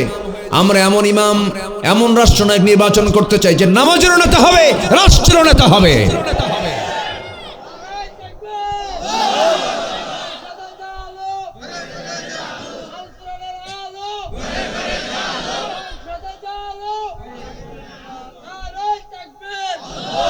আল্লাহ কবুল করুন, জোরে বলে আমিন। যে আল্লাহকে ফাঁকি দেয়, যে নামাজ পড়ে না, সে কাকে ফাঁকি দেয়? যে আল্লাহকে ফাঁকি দেয়, সে জনগণকেও ফাঁকি দিতে পারে। আমরা ফাঁকিবাজদের আর দেখতে চাই না। সবচেয়ে বেশি মিথ্যা কথা বলে কারা বলেন? কারা মিথ্যা কথা বেশি বলে? হ্যাঁ বলেন, কোন শ্রেণী? শিক্ষকরা? কারা কারা বেশি মিথ্যা কথা বলে? বলেন। জি সবাই বসুন। ওঠে কেন? বসেন। ও অন্ধকার, কেউ দেখতে পাচ্ছে না এই জন্য নাকি? এই জন্য চলে যাচ্ছেন? বসেন। এই যে এই ভাই, ঘটনা কি? বসেন। আমি কি দোয়া করে দেব? দোয়া করে দেব আমি? তো যাচ্ছেন কেন? বসেন। আপনি কি এর চাইতে উত্তম কোন জায়গা আশেপাশে পাবেন কোথাও? বলেন। তাহলে আপনি এই উত্তম জায়গা আপনি ছাড়তেছেন কেন? বিদ্যুৎ চলে গেছে, নিজস্ব বিদ্যুৎ এখন চলছে নাকি? নিজস্ব, এখন তার টেনশন নাই, মোটামুটি থাকবে। বসো। সময় তো কত ব্যয় করলাম, কত দিকে সময় চলে গেল। যদি মাহফিলে বসে যদি আপনার অন্তরে প্রশান্তি না হয়, মসজিদের খুতবা শুনতে শুনতে যদি বিরক্ত লাগে, আর নামাজ পড়তে নিয়ে যদি মনে হয় নামাজ শেষ হবে কখন, শেষরা শয়তান ধরছে। কি শয়তান? কি বুঝতেছেন কি আমার কথা? জুমার খুতবা শুনতে যদি বিরক্ত লাগে, নামাজ ইমাম সাহেব সূরা একটু ধরেছেন লম্বা হচ্ছে, যদি কষ্ট হয়, মাহফিলে বসে থাকতে থাকতে যদি বিরক্ত লাগে, অস্থির লাগে, তাহলে বুঝতে হবে ওয়াসওয়াসা আছে। কার? ও তো থাকে। শয়তান মনে হয় ২৫০০ চেনে না নাকি? ২৫০০ কি চেনে না শয়তান? শয়তান কি ২৫০০ চেনে? চেনে তো নাকি? শয়তান চেনে না কোনটা বলেন? শয়তান গোটা পৃথিবীর প্রত্যেকটা আনাচে কানাচে সব জায়গাগুলো শয়তান কিন্তু চেনে। শয়তান জান্নাতও চেনে। আদম আলাইহিস সালাতু ওয়াস সালাম, হাওয়া আলাইহিস সালাতু ওয়াস সালাম তারা জান্নাতে ছিলেন। শয়তান জান্নাতে গিয়ে ওয়াসওয়াসা দেয় নাই? ফাওয়াসওয়াসা লাহুমা, দুজনকেই ওয়াসওয়াসা দিয়েছে। শয়তান যদি জান্নাতে গিয়ে যদি আমার বাপকে ধরে 2500 চেনে না, এখানেও আসে। একটু বসেন, বহু সময় দিয়েছি এদিক সেদিক, আজকে কোরআনকে সময় দিচ্ছি। কোরআন আমাকে আপনাকে সুপারিশ করবে। জোরে বলি ইনশাআল্লাহ। সাউন্ডের তারতম্য হচ্ছে, একটু একটু ঠিক করার চেষ্টা করেন। আর দোয়া করি বিদ্যুৎটা যেন দ্রুত গতিতে চলে আসে। আসলে তো বিদ্যুতের লোড আর জেনারেটর লোডের মধ্যে অনেক তফাৎ। দেখেন না, কাঁপতেছে, হচ্ছে না, একটু সমস্যা হচ্ছে। অথবা এখানে যদি কেউ থাকেন, ফোন দিতে পারেন, কর্তৃপক্ষকে ফোন দিয়ে যেন এটা যেন ঠিক থাকে খেয়াল রাখার চেষ্টা করবেন। সম্মানিত ভাইয়েরা, মিথ্যা কথার দিক থেকে জাতি পিছিয়ে আছে না এগিয়ে আছে? মিথ্যা কথা বলার দিক থেকে পিছিয়ে আছে না এগিয়ে আছে? চরম আগায়া। আমার মনে হয় গোটা পৃথিবীতে যত দেশ আছে এর মধ্যে মিথ্যা বলার দিক থেকে আমার দেশ মানে টপ লিস্টেড কয়েকটা যদি দেশ ধরা, এর মধ্যে বাংলাদেশটা আছে। মোটামুটি মিথ্যা কথা বলে। ভাই আপনি কোথায় আছেন? মোবাইলে। আমি তো জাহান্নামের চৌরাস্তায়। উঠতে বসতে মিথ্যা কথা বলে। যাদের মুখে মিথ্যা বের হয় না, ও যা দোয়া করবে আল্লাহর কাছে আল্লাহ পাক সেই দোয়াই কবুল করবে। আমাদের দোয়া কবুল হয় না কেন? মিথ্যা কথা বলি আমরা। মিথ্যা কথা বলা যাবে না, মিথ্যার ধারে পাশে আমরা যাব না। আমার বন্ধুগণ, আমার নবীজির ইন্তেকালের সময় হয়ে গেছে। নবীজি যে কোনো সময় দুনিয়া থেকে বিদায় নেবেন। বলে দিলেন, আমার আয়েশা তোমার আব্বাকে বলো আমার জায়গায় যেন নামাজটা পড়ায় নেয়, দায়িত্বটা পালন করে নেয়। রাসূল বলছেন, আয়েশা রে, নামাজ তো শুরু হয়ে গেল, আমাকে একটু ধরো তো। এই তো মাত্র 1 মাস আগে মদিনায় গিয়েছিলাম, রাসূল যে ঘরে ইন্তেকাল করেছেন সেই ঘরের দেওয়ালে ঠেস লাগায় বসেছিলাম। নবীজি দুনিয়া থেকে বিদায় নিয়েছেন, আমাদেরকে রেখে তিনি চলে গেছেন, কিন্তু কবরে শুয়ে শুয়ে আমার নবীজি তার জন্য আগে কাঁদেন না, আমার জন্য আগে কাঁদেন। আমার জন্য আপনার জন্য আগে কাঁদতেছেন। দুনিয়াতেও তাই করেছেন। একদিন আম্মা জান আয়েশা বলছেন, ইয়া রাসূলুল্লাহ, আপনি আমার জন্য একটু দোয়া করুন। রাসূল দোয়া করছেন, আল্লাহ আমার আয়েশার আগের পরের সমস্ত কিছু তুমি আল্লাহ মাফ করে দাও, সব গুনাহগুলোকে মাফ করে দাও। আম্মা জান আয়েশার আনন্দ দেখে খুব খুশি হয়ে গেছেন। রাসূল বলছেন, আয়েশা তুমি এত আনন্দিত কেন? কি হয়েছে তোমার হুজুর? আপনি আমার জন্য যে দোয়াটা করলেন আমি চরম আনন্দিত, এর চাইতে বড় পাওয়ার আর কি হতে পারে? আমি বিশাল পাওয়া পেয়ে গেছি। রাসূল বলছেন, আয়েশা আমি তোমার জন্য যে দোয়াটা করলাম এই দোয়াটা আমি হুবহু আমার উম্মতের জন্য আমি সকাল সন্ধ্যা এই দোয়াটাই করে থাকি। আমার রাসূল আমাকে বেশি ভালোবাসেন না আমি রাসূলকে বেশি ভালোবাসি? বলেন বলেন বলেন। আমি রাসূলকে না রাসূল আমাকে? রাসূল আমাকে বেশি ভালোবাসেন, আমি কি ভালোবাসা দিলাম? নিজের বিবেককে মাঝে মাঝে প্রশ্ন করবেন, ভালো হয়ে যাবেন, ভালো হয়ে যাব আমরা। নবীর সঙ্গে মহব্বতটা হলো স্থায়ী মহব্বত, আর দুনিয়ার যে সম্পর্কগুলো আছে এগুলো অস্থায়ী সম্পর্ক, মরে গেলে নাই, হেরেও যেতে পারে, নাও পেতে পারেন। কিন্তু রাসূল এমন একটা জায়গা, এমন একটা মাধ্যম, আল্লাহকেও সরাসরি পাবেন না, রাসূলকে লাগবেই। আর সেই রাসূলের জায়গায় আপনি আদর্শ অন্য কাউকে মানবেন, আল্লাহর কসম করে বলি রাসূলের সুপারিশ আপনার কপালে জুটবে না। নবীর আদর্শকে লালন করতে হবে, নবীর দল করতে হবে, নবীর পথ মেনে নিতে হবে, নবীর পথে চলতে হবে, নবীর পোশাকে নিজেকে সজ্জিত করতে হবে, নবীর সুন্নাহ আসতে হবে, নবীর দাড়ি আসতে হবে, নবীর মাথা থেকে পা পর্যন্ত যা ছিল সব মডেলগুলো আমার আপনার মধ্যে থাকতে হবে। নবীজির কথা আমার মধ্যে আসতে হবে, নবীজির কাজ আমার মধ্যে আসতে হবে। যখন আপনার ভিতরে গোটাল সবকিছু ভিতরে ইন অ্যান্ড আউট, ভিতরে এবং বাইরে যখন টোটাল, যখন আপনার মধ্যে নবীর আদর্শ যখন দেখা যাবে, আমার নবীজি ওই বান্দার সুপারিশ করে আল্লাহর সামনে হাজির হয়ে যাবেন। যেরকম সুবহানাল্লাহ। আমার নবীজি দুনিয়া থেকে বিদায় নিতেছেন, বলছেন আয়েশা আমার সাহাবীরা নামাজে দাঁড়ায় গেল, আমাকে একটু নিয়ে যাও তো। নিয়ে যাওয়া হলো। ওই জানালার কাছে না দাঁড় করানো হলো। আমার নবীজি সাহাবে কেরামদের নামাজের দৃশ্যগুলো দেখতেছেন। সাহাবীরা নামাজ পড়ার কান্দে, কারণ ইমাম তো চেঞ্জ হয়ে গেছে। সাহাবীরা নতুন ইমাম পেয়েছেন। সাহাবেরা কান্নায় ভেঙ্গে পড়ছেন আর সবাই মনে মনে আফসোস করছে, না হারে নবীর পিছনে বুঝি ইক্তেদার জীবনে হবে না, নামাজ পড়া হবে না।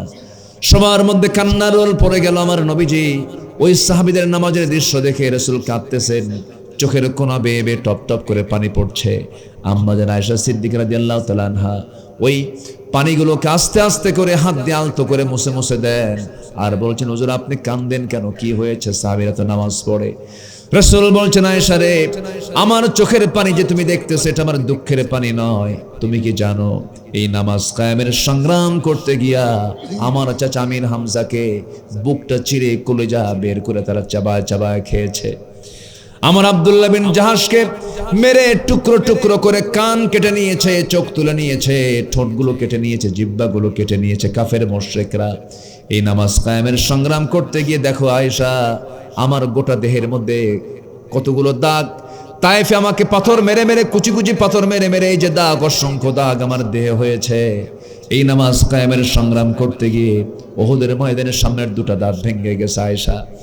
এই নামাজ কায়েমের সংগ্রাম করতে গিয়ে, খন্দকের পরীক্ষা খনন করতে গিয়ে কোদাল মারতে মারতে আমার কোমরটা কুঁজো হয়ে গেছে। এখন পর্যন্ত আমি দাঁড়াতে পারি না, এখন পর্যন্ত কোমর সোজা করে আমি দাঁড়াতে পারি না।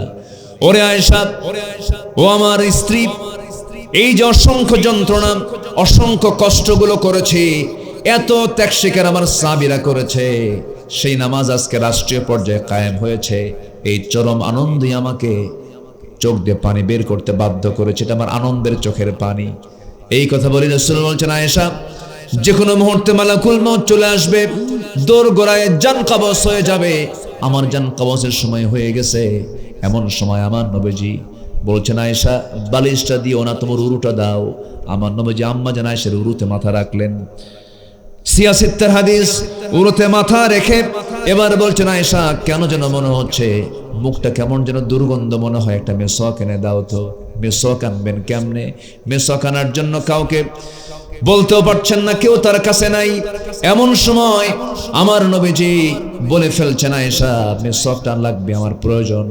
আস্তে করে বড় ভাই আব্দুর রহমানকে ডাক দিয়ে বলছেন, ভাই আব্দুর রহমান, একটা মেসওয়াক এনে দেন তো। মেসওয়াক এনে দেওয়া হলো।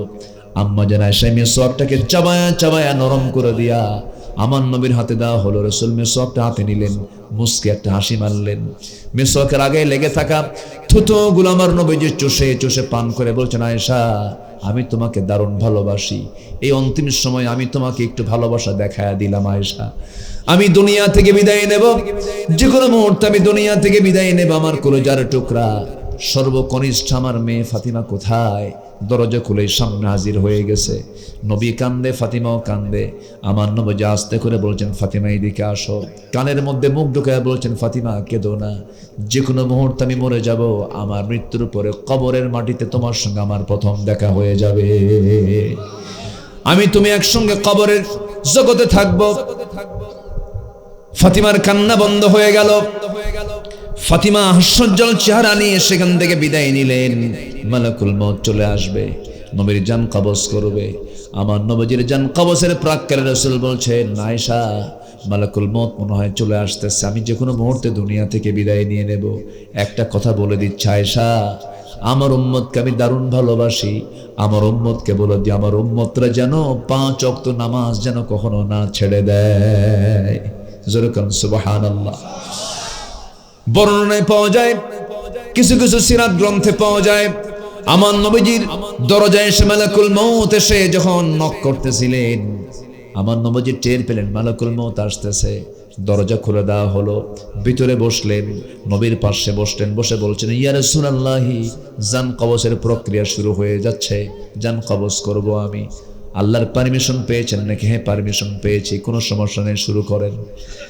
আমি আপনার জানটা অত্যন্ত আসান করে, সহজ করে আপনার জানটা কবজ করব। এই কথা বলে বুকের উপরে হাতটা রাখলেন।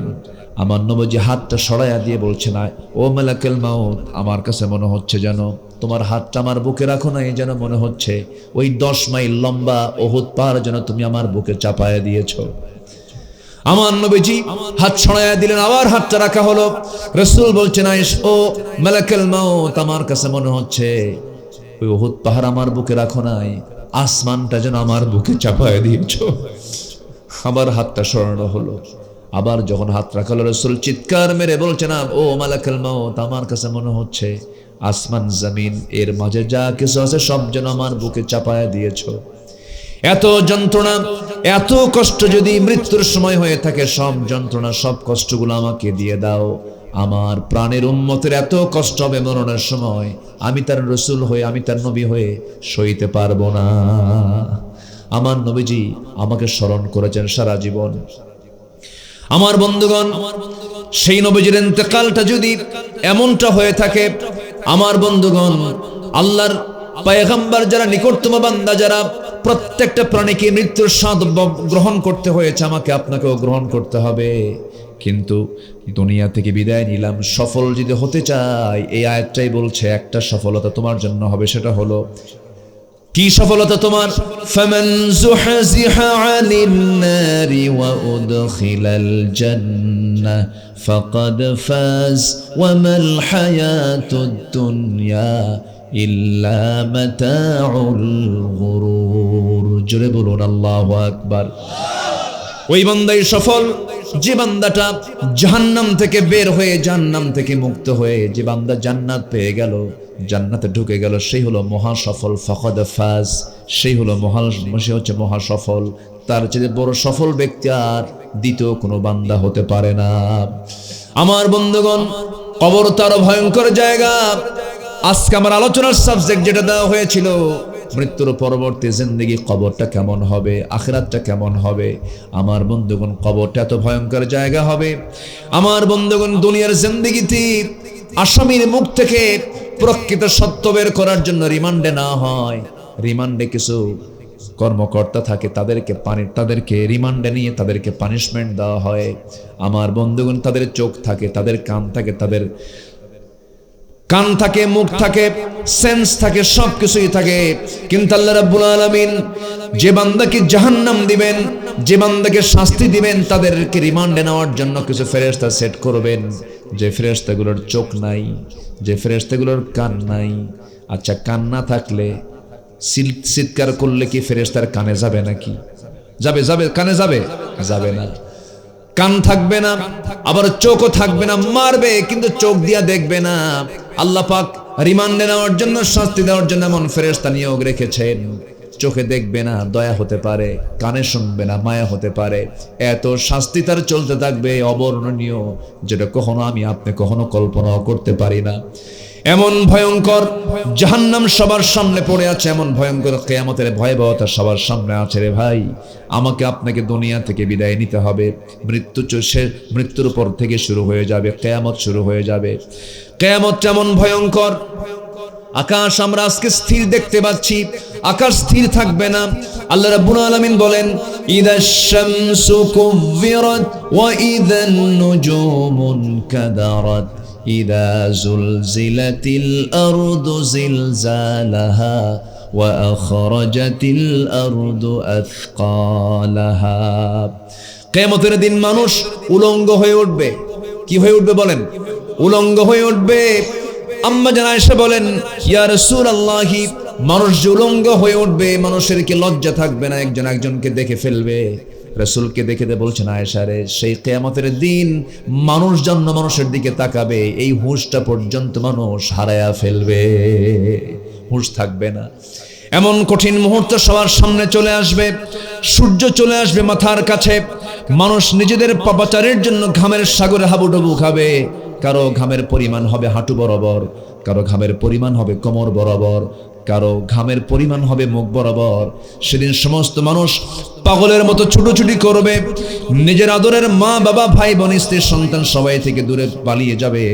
ভয়ঙ্কর দৃশ্যের বর্ণনা মহান রব্বুল আলামিন বলেন, ফাইদা জাআতিস সাখা ইয়াওমা ইয়াফিরুল মারউ মিন আখিহি ওয়া উম্মিহি ওয়া আবিহি وصاحبته وبنيه لكل امرئ منهم يومئذ شأن يغنيه সেদিন আল্লাহর সামনে দাঁড়িয়ে তার ক্রোধের ভয়ে কারো কোনো আওয়াজ করার সাহস হবে না।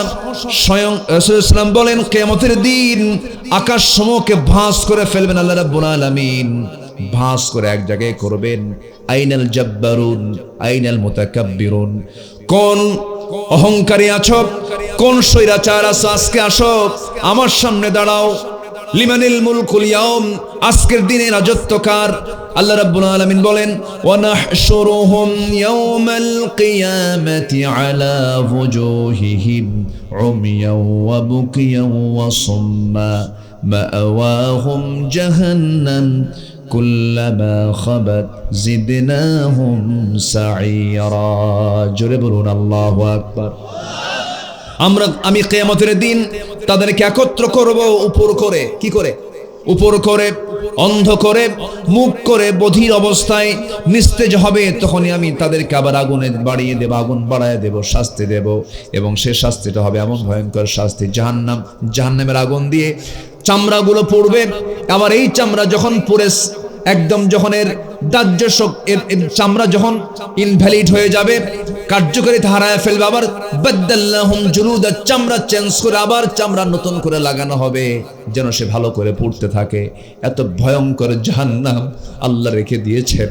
সেই জাহান্নামটা এত বড় হবে, এই যে আকাশের সূর্যটা জাহান্নামের মুখে যদি ছেড়ে দেওয়া হয়, অবলীলায় বাচ্চার মুখে একটা চকলেট দিলে যেমন মুহূর্তের মধ্যে নিঃশেষ হয়ে যায়, এই সূর্য জাহান্নামের মুখে ছেড়ে দিলে সূর্য হেরে যাবে। এত ভয়ঙ্কর জাহান্নাম সবার সামনে আছে ভাই।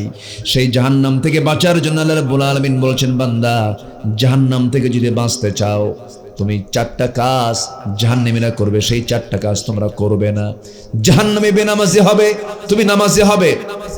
জাহান্নামীরা বান্দার হক নষ্ট করবে, তুমি বান্দার হক রক্ষা করবে।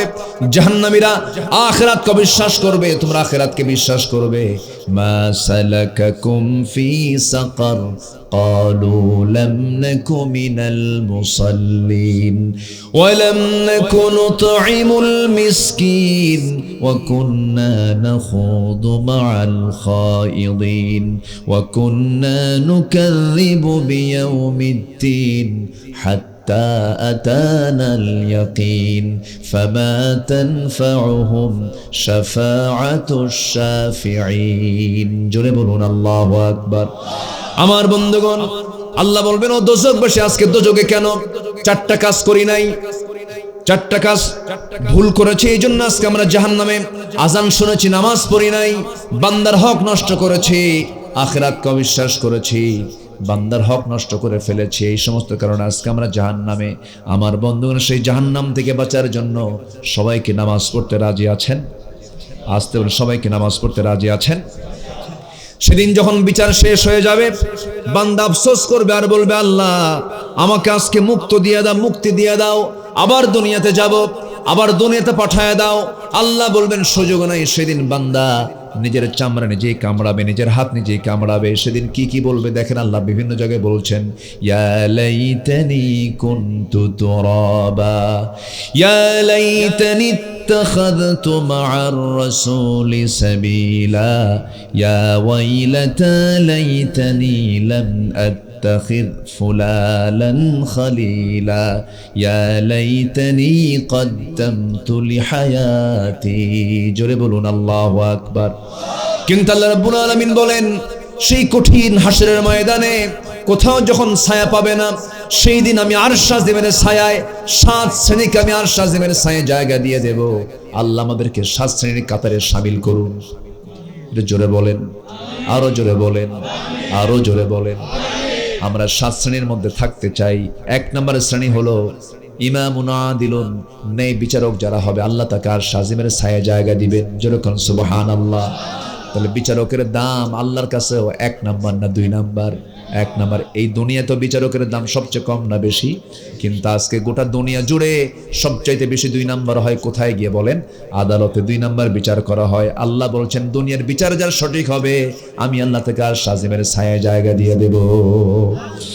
নাম্বার 2 হলো এমন যুবক শাবুন নাশা ফি ইবাদাতিল্লাহ, যে যুবক তার যৌবনকালটাকে ইবাদতে কাটায় দেবে, জেনায় যাবে না, মদের আসরে যাবে না, ফ্রি ফায়ার পাবজি গেমসে আসক্ত হবে না, ক্যাসিনোতে যাবে না, হারাম কাজে যাবে না, উল্টাপাল্টা কোনো কাজ কারবার করবে না, বন্ধুদের সঙ্গে ওই রকম কি বলে একসঙ্গে যায় যুবকরা, ওগুলো কি জানে বলা, ওগুলো কি বলে জানো, যুবকদেরকে কি বলে, হ্যাঁ কিশোর গ্যাং, হ্যাঁ কিশোর গ্যাং, এটা ভয়ঙ্কর একটা চিত্র, ভয়ঙ্কর একটা নাম। এগুলোতে যাবে না, এই সমস্ত নোংরামিতে যাবে না। যৌবন কালটাকে যারা কাজে লাগাবে, এই যৌবন কালকে যারা কাজে লাগাবে, আল্লাহ বলছেন ও যুবক, তোমার টকবগে রক্ত তুমি আমার পথে ব্যয় করেছো, আমি তোমাকে আর শাজিমের ছায়ে তোমাকে জায়গা দিয়ে দেব। সাবাতু যিল্লুহুমুল্লাহু ফি যিল্লিহি ইয়াউমুল লা যিল্লা ইল্লা যিল্লুহু ইমামুন আদিল শাবুন নাশা ফি ইবাদাতিল্লাহ। নাম্বার 3 হলো যার হৃদয়টা সর্বক্ষণ মসজিদের সঙ্গে লটকানো থাকে। রাজুলুন কলবুহু মুআল্লাকুন বিল মাসাজিদ। আমি গ্রামে আছি, গ্রামের মসজিদ, 2500 শহরে যাব, 2500 শহরের মসজিদ। আমি চলে যাব নারায়ণগঞ্জ, কি নারায়ণগঞ্জ আছে না, বন্দরে চলে যাব, বন্দরের মসজিদ, যেখানেই যাবেন আজান হয়ে গেছে মসজিদ। এইরকম দিল যার লটকানো থাকবে, মহান রাব্বুল আলামিন বলেন যার দিলটা মসজিদের সঙ্গে লটকানো থাকবে, দিলটা তাআল্লুক থাকবে মসজিদের সাথে, আমি আল্লাহ তাকে আরশ আজিমের ছায়ায় জায়গা দিয়ে দেব। যেরকম সুবহানাল্লাহ। নাম্বার 4 হলো এমন 2 ব্যক্তি যারা আল্লাহর জন্য একে অপরকে ভালোবেসেছে, আবার বিচ্ছিন্ন হয়েছে। ভালোবাসা হয়েছে কার জন্য, আবার বিচ্ছিন্ন হয়েছে কার জন্য, আল্লাহর জন্য। অর্থাৎ আল্লাহর জন্য ভালোবাসা, আল্লাহর জন্য ভালোবাসা নষ্ট করা, বিচ্ছিন্ন হয়ে যাওয়া। নাম্বার 5 হলো ওই সমস্ত যুবককে আল্লাহ রাব্বুল আলামিন আরশ আজিমের ছায়ায় জায়গা দিবেন। রাজুলুন ইদা দাআতহু ইমরাতান যাতা হাসাবিন ওয়া জামালিন ইন্নী আখাফুল্লাহ। সম্ভ্রান্ত সুন্দরী নারী, চেহারা সুন্দর, বংশ সুন্দর, সব দিকে সম্ভ্রান্ত একজন নারী, তাকে কুপ্রস্তাব দেওয়ার পরে যে যুবকটা বলে ইন্নী আখাফুল্লাহ, আমি আল্লাহকে ভয় করি, আল্লাহ বলেন ওই যুবককে আমি আমার আর শাজিমের ছায়ায় জায়গা দিয়ে দেব। এটা কি সহজ বিষয়?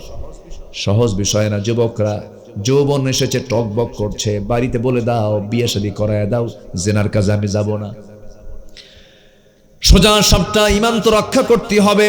সবার আগে আমাদের সবচেয়ে বড় রক্ষা করা দরকার, কি রক্ষা করা দরকার? ইমান রক্ষা করা দরকার। এরপরে নাম্বার 6 হলো ওই ব্যক্তিকে আল্লাহ রাব্বুল আলামিন আরশ আজিমের ছায়ায় জায়গা দিবেন যে বান্দা ডান হাতে দান করেছে, বাম হাত জানলো না, বাম হাত দান করেছে, ডান হাত জানলো না। মা তুনফিকু বিয়ামিনি, ডান হাতে দিয়েছে, বাম হাত জানে নাই, বাম হাত দিয়েছে, ডান হাত জানে নাই। অর্থাৎ যে ব্যক্তি গোপনে দান করেছে, কেউ জানে না, আল্লাহ ওই গোপন দানশীল ব্যক্তিকে আরশ আজিমের ছায়ায় জায়গা দিয়ে দিবেন। নাম্বার 7 হলো এমন ব্যক্তি যে নির্জনে আল্লাহকে স্মরণ করে, একাকী, কেউ নাই চতুর্দিকে, আমি একা, চতুর্দিকে ঘন নিকষ কালো, ঘন অন্ধকার, লাইট বন্ধ ঘরের মধ্যে, আমার পাশে কেউ নাই, ওই নীরবে নির্জনে বসে ঘরের কোনায় যায় নামাজটা পেরে ডুকরে ডুকরে কাঁদে। ফাফাদাত আইনাহু, ডুকরে ডুকরে চোখের পানি ফেলে ফেলে কাঁদে আল্লাহর ভয়ে, জাহান্নামের ভয়ে। ওয়াল্লাযীনা ইয়াবীতুনা লিরাব্বিহিম সুজদান ওয়া কিয়ামা ওয়াল্লাযীনা ইয়াকুলুনা রাব্বানা ইসরিফ আন্না আযাবা জাহান্নাম ইন্না আযাবাহা কানা গরামা। রাতের আধারে সবাই ঘুমিয়ে পড়বে, আল্লাহর পছন্দের বান্দারা ডুকরে ডুকরে কেঁদে কেঁদে বলবে, আল্লাহ জাহান্নাম থেকে তুমি আল্লাহ আমাকে বাঁচায়া দাও। আল্লাহ বলছেন এই 7টা গুণের অধিকারী যারা, আমি তাদেরকে প্রত্যেককে আমি আল্লাহ রাব্বুল আলামিন স্পেশাল মেহমান করে আমি তাকে আর শাজিমের মেহমান, ছায়ার মেহমান বানাবো। জোরে কোন সুবহানাল্লাহ। আর শাজিম কই পাড়া নাকি, আর শাজিম কই পাড়া নাকি? আমরা তো আসমানি খুঁজে পেলাম না আজ পর্যন্ত, দূর দিগন্ত যার কোনো শেষ নাই, একদম সেই কত দূর দিগন্ত কেউ আমরা খুঁজে পাই নাই আজ পর্যন্ত। কিছু কিছু তারকার আলো জমিনে আসেই নাই, এত দূরে তারকা। চিন্তা করে দেখেন, এত বিশাল মহাশূন্যের যিনি মালিক কেউ নন, তিনি আমার কে? আসতে বলবেন, তিনি আমার কে? সে আল্লাহ তাআলা আমাকে কত বড় অফার দিচ্ছেন, আর শাজিমের ছায়ায় জায়গা দিয়ে দিবেন। আমার বন্ধুগণ, এই পৃথিবী থেকে সূর্যটা কত দূর? আমরা প্লেটের মতো দেখতে পাই, পৃথিবী থেকে 13 লক্ষ গুণ বড় এই বিশাল বড় আকারের সূর্য। এই সূর্যের চাইতে আবার কিছু কিছু তারকা আছে এত বড়। আড্ডা নামে একটা তারকা আছে, সূর্যের চাইতে কোটি কোটি গুণ বড়, 32 কোটি 33 কোটি গুণ বড় কেউ কেউ বলেছেন। এত বড় একটা তারকা, অসংখ্য তারকা দিয়ে গ্যালাক্সি ব্ল্যাক হোল সাজিয়ে নিয়েছেন তিনি আমার কে। মানুষ মঙ্গল গ্রহে গেছে, চাঁদের দেশে গেছে। মানুষ যদি মনে করে একটু তারার দেশে যাব, পৃথিবীর সবচেয়ে নিকটবর্তী তারকার দেশ হলো প্রক্সিমা সেন্ট্রাই। প্রক্সিমা সেন্ট্রাই যদি কেউ যেতে চায়, সবচেয়ে নিকটবর্তী তারকা, কেউ যদি যেতেও চায়, পৃথিবীর কোনো যানবাহন দিয়ে হবে না, কপ্টার দিয়ে হবে না, বিমান দিয়ে হবে না, নভোযান লাগবে। নভোযান লাগবে, ধরুন অ্যাপোলো 11 সবচেয়ে লেটেস্ট আবিষ্কার এটা। সেই নভোযানে চড়ে যদি কেউ রওনা দিয়ে দেয়, যার পার ঘন্টার গতি হলো 39,000 কিলোমিটার, এত দ্রুতগামীতে যদি কেউ রওনা দিয়ে দেয়, এই দুনিয়া নামক এই জায়গা থেকে যদি সেই তারকার দেশে যেতে চায়, সবচেয়ে নিকটবর্তী তারকা, যেতে সময় লাগবে 1,15,000 বছর মাত্র। যাবেন কারা কারা? হাত তোলেন। কোন দিন যাবেন? বাঁচবেন কদিন? যাবেন কোন দিন? আর আল্লাহ বলছেন 7 শ্রেণীর মধ্যে তোর নামটা লিখে দে, আমি তো গার সাজিমের ছায়ার মেহমান বানাবো। জোরকাল সুবহানাল্লাহ। আল্লাহর আরশ কোথায়? 7 আকাশের উপরে। সুবহানাল্লাহ বলা যাবে না ভাই? হ্যাঁ, দোয়া করে দিই নাকি? চালাবো আলোচনা? জোরে বলি ইনশাআল্লাহ। আর জোরে বলি ইনশাআল্লাহ। নামাজ 5 ওয়াক্ত পড়বেন কারা কারা আজকের থেকে? হাত তোলেন। জোরে বলি ইয়া আল্লাহ। আর জোরে বলি ইয়া আল্লাহ। আমাদেরকে 5 ওয়াক্ত সালাত আদায় করার তৌফিক তুমি আল্লাহ দিয়া দাও। জোরে বলি আমিন। আরো জোরে আমিন। আরো জোরে আমিন। জাহান্নাম কত ভয়ঙ্কর! সেদিন জাহান্নামের মধ্যে নতুন উপহার দেওয়া হবে, আগুনের পোশাক। কিসের পোশাক হবে? আগুনের পোশাক। লৌহ নির্মিত হাতুড়ি আর টকবগে ফুটন্ত পানি। এমন ভয়ঙ্কর জাহান্নামের উপাদান আল্লাহ পাক রেখে দিয়েছেন। এবং এই আযাব সহ্য করতে না পেরে জান্নাতবাসীদের কাছে জাহান্নামবাসীর একটু পানি চাবে। কি চাবে বলেন তো? পানি চাবে। একটু পানি দাও না। বারবার আকুতি মিনতি করবে। আল্লাহ রাব্বুল আলামিন সেই চিত্র চিত্রায়িত করছেন। ওয়ানাদা আসহাবুন নারি আসহাবাল জান্নাতি আন আফিদু আলাইনা মিনাল মা আও মিম্মা রাযাকাকুমুল্লাহ ক্বালু ইন্নাল্লাহা হাররামাহুমা আলাল কাফিরিন। জোরে বলুন আল্লাহু আকবার। সূরাতুল আরাফ আয়াত নাম্বার 50। আগুনের অধিবাসীরা, জাহান্নামের দেশের অধিবাসীরা জান্নাতীদেরকে ডেকে বলবে, আমাদের উপরে কিছু পানি, তোমরা আমাদের উপরে কিছু পানি, আমাদেরকে পানি দিয়ে দাও। তোমাদেরকে যে রিজিক দিয়েছেন তা থেকে আমাদেরকে কিছু দিয়ে দাও। কিন্তু তারা বলবে, আল্লাহ তো তোমাদের উপরে এগুলোকে হারাম করে দিয়েছেন, উপায় নাই। আমার বন্ধুগণ, শাস্তিও কম হবে না।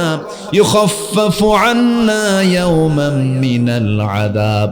আল্লাহকে বলবে, আল্লাহ একটু শাস্তি কমায় দাও। আল্লাহ বলবেন, সম্ভব না, কোনো ক্রমে সম্ভব হবে না তাদের শাস্তি কমানো। কারণ দুনিয়ার জিন্দেগিতে যারা ভালো কাজ করেছে তাদের প্রাপ্তি, আর যারা খারাপ কাজ করেছে সঠিক প্রাপ্তি আল্লাহ পাক দুজনকে বুঝাইয়া দিবেন।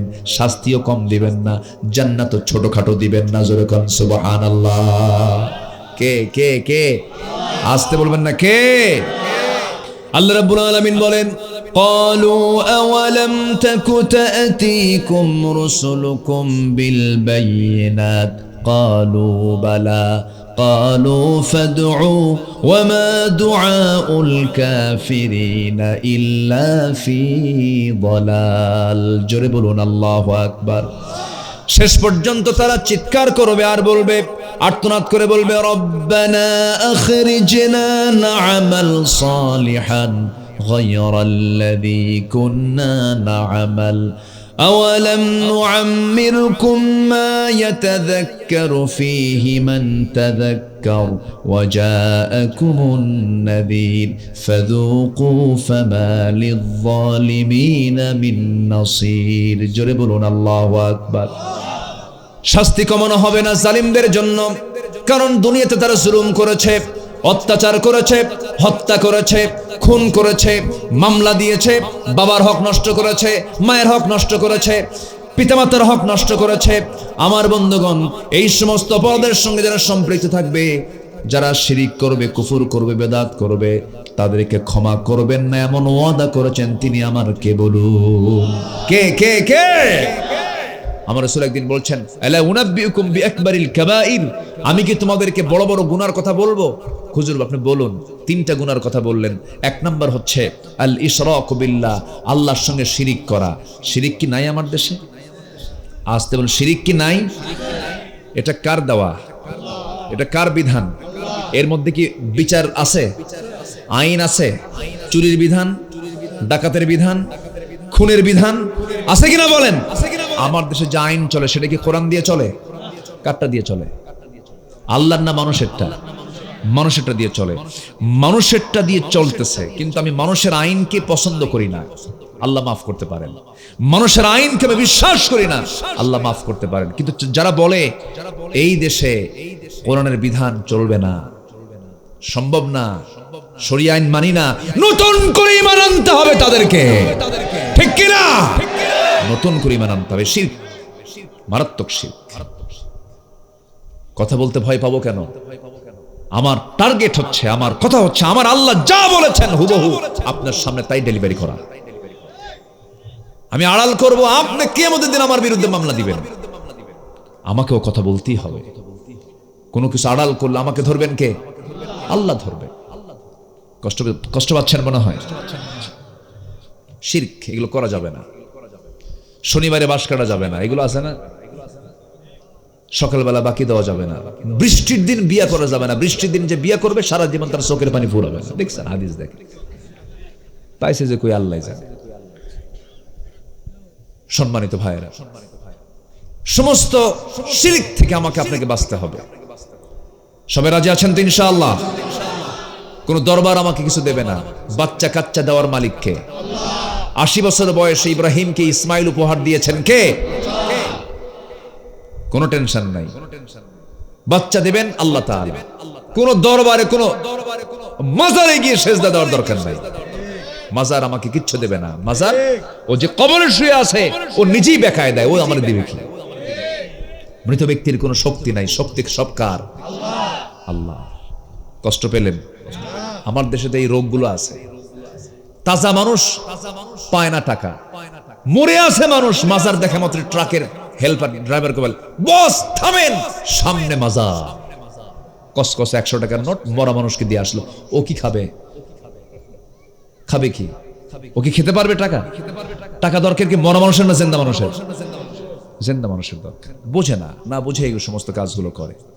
নাম্বার 2 হচ্ছে উকুকুল ওয়ালিদাইন, পিতামাতার সঙ্গে খারাপ আচরণ করা। এমন সন্তান তো বাংলার জমিনে খুবই কম। আছে? নারায়ণগঞ্জে আরো নাই? আছে আছে। পিতামাতার সঙ্গে যারা খারাপ আচরণ করবে, সবচাইতে কবিরা যত গুনাহ আছে, কবিরা গুনার মধ্যে অন্যতম গুনার একটা হচ্ছে পিতামাতার সঙ্গে খারাপ আচরণ করা।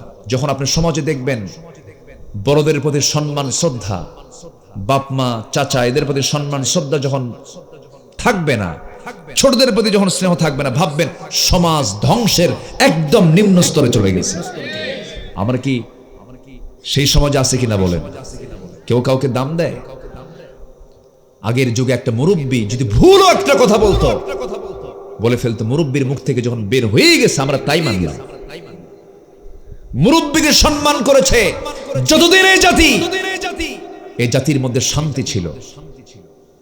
কিন্তু যেদিন থেকে সম্মান শ্রদ্ধা উঠে গেছে, মূর্খরা চেয়ারে বসেছে, মূর্খরা, সেদিন থেকে দেশ অশান্তির আগুনে দাউ দাউ করে জ্বলছে।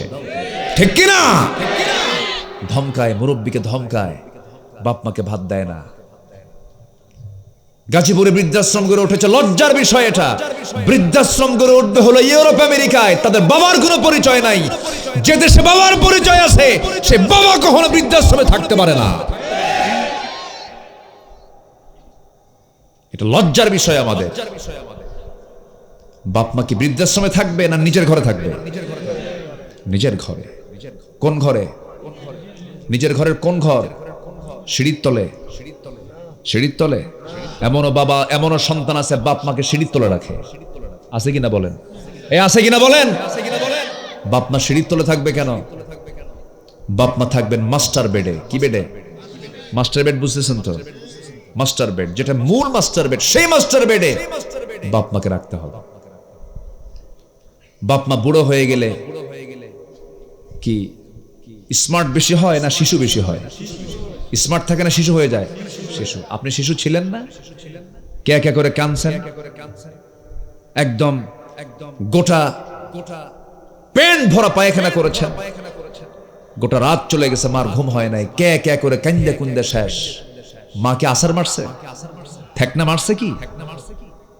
নিজের বাবার, নিজের সন্তানের বাপ হন, বুঝবেন। নিজের সন্তানের মা হন, বুঝবেন যে বাপ মা কত কষ্ট করে আমাকে আপনাকে বড় করেছেন। যদি কোনো দোষ হয়ে থাকে চোখ বন্ধ করে, কোনো লজ্জা শরম নাই বাপ মার সামনে, গিয়ে সোজা পা ধরবেন, বলবেন ভুল হয়ে গেছে, মাফ করে দাও। বলবেন না? রাজি আছেন না? রাজি আছেন না ইনশাআল্লাহ? বাপ মার মন কি আমার আপনার মতো? বাপ মার মনটা আমার আপনার মতো না। বাপ মার মন বাপ মার মতো। জোরে কোন সুবহানাল্লাহ। একটু বলবেন মা মাফ করে দাও। মা নিজেই লজ্জা পাবে। বাজান তুই মাপ চাইলি আমার কাছে? তোর মাপ চাইতে হবে কেন? তুই তো আমার চোখে কোনো ভুলই করিস নাই। আলহামদুলিল্লাহ বলে। বইয়ের জন্য একটা শাড়ি আনবেন অথবা একটা কাপড় নিয়ে আসবেন, বলবে এটা কয় টাকা দিয়ে কিনছো? টাকার প্রশ্ন করবে আগে। মা কি এরকম কোনো প্রশ্ন করে? আল্লাহু আকবার। মার কাছে আপনি বেশি কিছু না, খেলে একটা আপেল নেবে অথবা একটা বেদানা নেবে, বেশি লাগে না তো, 40 টাকা 50 টাকা নিয়ে শুধু মার সামনে গিয়ে বলবেন মা তুমি একটু বসো, আমি তোমাকে খাওয়াই। পাশে বসে একটু চাকু দিয়ে কেটে একটু মুখে উঠায় দিবেন, বুড়ি হয়ে গেছে, খাওয়ায় দিবেন। দেখবেন যে মা খেতে চাবে না, মা বলবে বাজান তুই বস, তোর মুখটা শুকনা, আমি তোকে খাওয়াই দিই। মা সারা জীবন মাই থাকে, কিন্তু কি যেন এক অদৃশ্য শক্তি এসে শয়তানের ওয়াসওয়াসায় পড়ে অনেক সন্তানগুলো বাপ মাকে ভুলে যায়, খোঁজ খবর নেয় না। সকল যুক্তি, সকল তর্ক, সকল বাধার উপরেই বাপ মার স্থান রাখতে হবে। এখানে কোনো ইন্টারফেয়ার করা যাবে? কে কেমন কথা বললো, আমার মেয়ে কি বললো, আমার বউ কি বললো, আমার ভাই কি বললো, আমার কে কি বললো, এগুলো কিচ্ছু না। সবার আগে বাপ মার আগে সেবা হোক। বাপ মার আগে কি হোক? সেবা হোক। আল্লাহ পাক বোঝার তৌফিক দান করুন। জোরে বলে আমিন। এক রাত পেয়েছি তো সব দিক থেকে একটু একটু করে বলছি, কষ্ট পাচ্ছেন না তো আপনারা? তাহলে আল ইশরাকু বিল্লাহ, উকুকুল ওয়ালিদাইন। আরেকটা কি? রাসূল বলেন কাউলা জুর, বাজে কথা বলা মুখ থেকে। যখন আপনার মুখ থেকে বেফাস কথা বের হবে তখন ভাবতে হবে আপনার ঈমানকে ছুটানোর জন্য শয়তান প্রস্তুত আছে আপনার পিছনে। কখনো বাজে কথা মুখ থেকে বের করা যাবে না। আমার নবীজির মুখ থেকে ফসকে গিয়ে একটা মিথ্যা কথা বের হয়েছে এমন করে রেকর্ড আমার নবীর জীবনে নাই। আমরা সেই নবীর উম্মত, আমরা জিহ্বাকে সংযত করব। জোরে বলি ইনশাআল্লাহ, আর জোরে বলি ইনশাআল্লাহ। মুখে থাকবে সর্বক্ষণ কার জিকির? কার জিকির বলেন? আল্লাহর জিকির। আমার আল্লাহ তাআলা আমার জিহ্বাকে কি করেছেন? শুকনা করেছেন না ভিজা করে দিয়েছেন? আমার মুখের ভিতরে শুকনা না ভিজা? ঘুম আসলে পরে শুকনা, শুকনা। বালিশ ভিজে শেষ হয়ে যায়, বোঝেন না? টের পান না? এত লালা যে লালার মুখে থাকে না, তখন আরো বেশি বের হয়, বালিশ ভিজে যায়। যদি মুখটা শুকনা হতো, ওই যে জ্বর আসলে পরে কি হয়? শুকে যায়। সব খাবার কি লাগে বলেন? কি লাগে? ওই তিতা যদি সারা জীবন লাগতো, দুনিয়া না কবর? কবরে চলে যেতেন। আল্লাহ তাআলা জিহ্বাকে সর্বক্ষণ ভিজায় রেখেছেন। সুবহানাল্লাহ বলবেন না? মিথ্যা কথা বলার জন্য, বাজে কথা বলার জন্য, হারাম কিছু খাওয়ার জন্য, বাজে পচা জিনিস খাওয়ার জন্য। বিড়ি খায়, সে বিড়ির টান দেখলে মনে হয় ওরে বাপরে বাপ, ধোঁয়া 3 তলায় পাঠায় মাঝে মাঝে। আছে কিনা বলেন? এগুলো অভ্যাস রাখা যাবে না। আমার আল্লাহ তাআলা আমার জিহ্বাকে, আমার মুখকে এই পচা জিনিস খাওয়ার জন্য দেন নাই। আল্লাহ পাক জান্নাতের যে খাবার রেখেছেন, সে জান্নাতের মধ্যে এই পচা জিনিস থাকবে না। এক বুড়ো চাচা একদিন, আমি জান্নাতের ওয়াজ করতেছি, এক বুড়ো চাচার সামনে দাঁড়ায় বলে, হুজুর অনেক নিয়ামতের কথা বললেন, অনেক ফলের কথা বললেন, অনেক খাবারের কথা বললেন, জান্নাতে কি হুজুর বিড়ি নাই? কি টেনশন তার, মানে এত নেশা যে ওর টেনশন হচ্ছে জান্নাতে বিড়ি পাবো না। মানে তার চিন্তা হলো যে জান্নাতে বিড়ি নেই সে জান্নাতে আমার যাওয়ার দরকার নেই। এত গোমরা, পচা জিনিস আল্লাহ পাক জান্নাতে দিবেন না। আল্লাহ পাক জান্নাতে যা দিবেন একদম আপনি কোনোদিন বুড়া হবেন না। সুবহানাল্লাহ বলবেন না? জান্নাতের খাবার খেলে কি হবে না? বুড়া হবে না, যৌবন নষ্ট হবে না, চামড়া কুচকে যাবে না, সৌন্দর্য নষ্ট হবে না। আল্লাহু আকবার বলুন। সে নিয়ামত সবার সামনে আছে না নাই বলেন তো? আছে। নেশার জগতে পা দেওয়া যাবে না যুবকরা, নেশায় যেও না। জেনা থেকে, নেশা থেকে নিজেকে বাঁচাও, দেখবে যে তোমার মতো সুখী পৃথিবীতে আর দ্বিতীয় কোনো মানুষ নাই। আলহামদুলিল্লাহ বলেন। বাজে কথা বলা যাবে না, এটা বলা হারাম। ইমানদারকে আল্লাহ রাব্বুল আলামিন নামাজের পরে বাজে কথা বলতে মানা করেছেন। قد أفلح المؤمنون الذين هم في صلاتهم خاشعون والذين هم عن اللغو معرضون। নামাজ যারা ঠিকঠাক মতো খুশুখুশুর সঙ্গে পড়বে, নাম্বার 2 হলো ইমানদার তো তারাই যারা জিহ্বাকে বাজে বেহুদা কথা থেকে জিহ্বাকে স্বস্তি দেবে, নিরাপদে রাখবে, অবসরে রাখবে। কথা বলা বেশি ভালো না কম কথা বলা ভালো বলেন? বেশি কথা না কম কথা? কম কথা। কথা যদি থাকেই অসত্য কথা না সত্য কথা, সত্য কথা। গীবত না প্রিয় কথা? প্রিয় কথা বলতে হবে। বাজে কোনো কথা বলা যাবে না। আল্লাহ রাব্বুল আলামিন বলেন ওয়াকুলু লিন্নাসি হুসনা। আবার আব্বা আম্মার সঙ্গে যখন বলবি ওয়াকুল্লাহুমা কাওলান কারীমা। কথাও একটা ইবাদত, কথাও একটা কি ইবাদত। কান দিয়ে বাজে কিছু শোনা যাবে না, কান দিয়েছেন কে? আবার চোখ দিয়ে খারাপ কিছু দেখা যাবে না, চোখ দিয়েছেন কে? আল্লাহ দিয়েছেন চোখ, আল্লাহ দিয়েছেন কান, আবার আল্লাহ পাক সিকিউরিটি দিয়েছেন। কানের মধ্যে দেখবেন কিছু ময়লা থাকে, ময়লা থাকে না? কানের মধ্যে ময়লা না, ময়লা থাকে কি না? এই ময়লা কি মানে এলাকে কি বলে এটাকে? খোল খায় নাকি? এটা গরু খায় খোল, আঞ্চলিক ভাষা খোল, ইয়ার ওয়াক্স, কানের ময়লা। এটা কিন্তু ময়লা না, মূলত এটা হচ্ছে এক প্রকার আল্লাহ পাকের পক্ষ থেকে কানকে সেভ করার জন্য এক প্রকার এটা গিরিজ। গিরিজ বুঝেন তো? ওই যে বিভিন্ন বিয়ারিং চিয়ারিং অথবা কোনো কিছু ঠিকঠাক রাখার জন্য যে একটা প্রসেস করা হয়, এটা যেন ঠিক থাকে, গিরিজ যেটা, এটা হচ্ছে কানের গিরিজ। কানকে আল্লাহ পাক সেভ করে রাখেন। এটা তিতা, এটা তিক্ত, এটা স্বাদটা হলো তিক্ত। যদি চেক করতে হয় একদিন একটু জিব্বা নেবেন, এটা বের করে আপনি দেখবেন এটা একটা পিচ্ছিল পিচ্ছিল প্লাস এটা তিক্ত। আপনি ঘুমায় পড়েছেন, হঠাৎ করে যদি কোনো পিঁপড়া, যদি কোনো কীট পতঙ্গ কানের মধ্যে আসতে নেয়, ওই তিতা ভাব দেখি সে বের হয়ে যায়। আর যদি চোখে ওই কানের ওই ময়লাগুলো যদি মিষ্টি হতো, ঘুমানো মাত্রই সব পিঁপড়া সলিমুদ্দির কানে। ঠিক কিনা বলেন? কান সাফ করতে করতে রাত শেষ, ঘুম পারবেন কখন? আল্লাহ পাক কানকে সিকিউর করেছেন। চোখ কে দিয়েছেন? চোখ কি আল্লাহ পাক শুকনা জায়গায় রেখেছেন না জোয়ারে রাখছেন? বলেন, চোখ কি শুকনা না জোয়ার? এই চামড়াটা আল্লাহ পাক শুকনো শুষ্ক করে রেখেছেন, এটা শুকনা জায়গায় আছে, অন্য জায়গায় শুকনো আছে। চোখটা কি ভেজা, জোয়ারে রেখেছেন, পানিতে রেখেছেন। সে পানিটা কি বলেন তো, লবণ না মিঠা? বলেন, লবণ না মিঠা? খাই কোনটা? খাই খাই লবণ, খাই লবণ। কিন্তু চোখের পানি কি? কি খাই লবণ, খাই মিঠা, আর চোখের পানি কি? লবণ। লবণ কে করে দিয়েছেন? আল্লাহ করে দিয়েছেন। কেন লবণ আল্লাহ করে দিয়েছেন?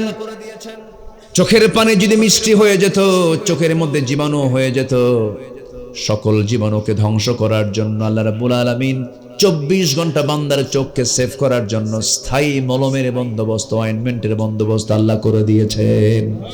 তার প্রমাণ হলো, বান্দা যখন ঘুম থেকে একটানা 6 ঘন্টা ঘুম পারে, 7 ঘন্টা ঘুম পারার পর ঘুম থেকে যখন ওঠে, চোখের ডানে বামে সাদা সাদা, নাম কি? কেতর। ঠিক আছে না?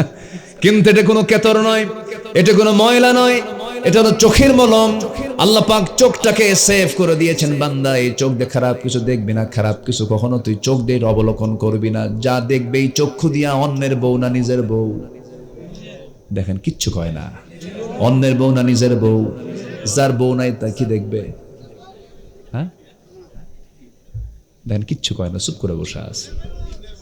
গার্লফ্রেন্ডকে দেখবে? গার্লফ্রেন্ড বলতে কোনো শব্দ আছে ইসলামে? না, কোনো বিএফজিএফ নাই। বিএফজিএফ হারাম। একমাত্র পৃথিবীতে সম্পর্ক হলো, স্বর্গীয় সম্পর্ক হলো স্বামী স্ত্রীর সম্পর্ক। মাওয়াদ্দাতাও ওয়া রাহমা, যে স্বামী স্ত্রীর মধ্যে ভালোবাসাও আছে, রহমতও আছে। ভালোবাসা আছে কি? রহমত আছে, রহমত সহ ভালোবাসা। আর যেটা বিয়ে না, বিয়ে ছাড়া যে সম্পর্ক, হয়তো কিছু মোহাব্বত থাকতে পারে, কিন্তু চুলকানের মতো। কিসের মতো? চুলকানের মতো। চুলকাতে কেমন লাগে? হ্যাঁ, কেমন লাগে? চুলকান যখন কমে তখন কি হয়? চলে। তো যেটা স্বামী স্ত্রী ছাড়া, ওটা হলো চুলকানের মতো। আর যেটা রিয়াল ভালোবাসা, স্বামী স্ত্রীর মাওয়াদ্দাতাও, ভালোবাসা এবং রহমত, দুটো একসঙ্গে জড়িত। আল্লাহু আকবার বলে। তাহলে চোখ দিয়ে দেখবো নিজের বউ না অন্যের বউ? নিজের বউ দেখতে হবে। নিজের মা ছাড়া, নিজের বউ ছাড়া, নিজের মেয়ে ছাড়া অন্য কোন নারীর দিকে তাকানো যাবে না। তবে নিজের স্ত্রীর দিকে যেমন করে তাকাবেন, মার দিকে সেই দিকে তো আপনার নজরটা আসবে না, মেয়ের দিকে তা আসবে না। কিন্তু এমন নরপশু বাংলার জমিনে আছে, বাপ হয়ে জেনার কাছে যায় মেয়ের সাথে। আছে কিনা? আছে কিনা? এদেরকে জীবন্ত পুঁতে মারা দরকার। আছে না নাই? কেন হয় এগুলো জানেন? নেশা। নেশা, নেশায় আজকে যুব সমাজ ধ্বংসের পথে। আমরা এমন প্রতিবেশী পেয়েছি, আমাদের প্রতিবেশী এত ভালো প্রতিবেশী। এরকম একটা আছে হলো মায়ানমার, ওরা পাঠায় দেয় ইয়া বাবা।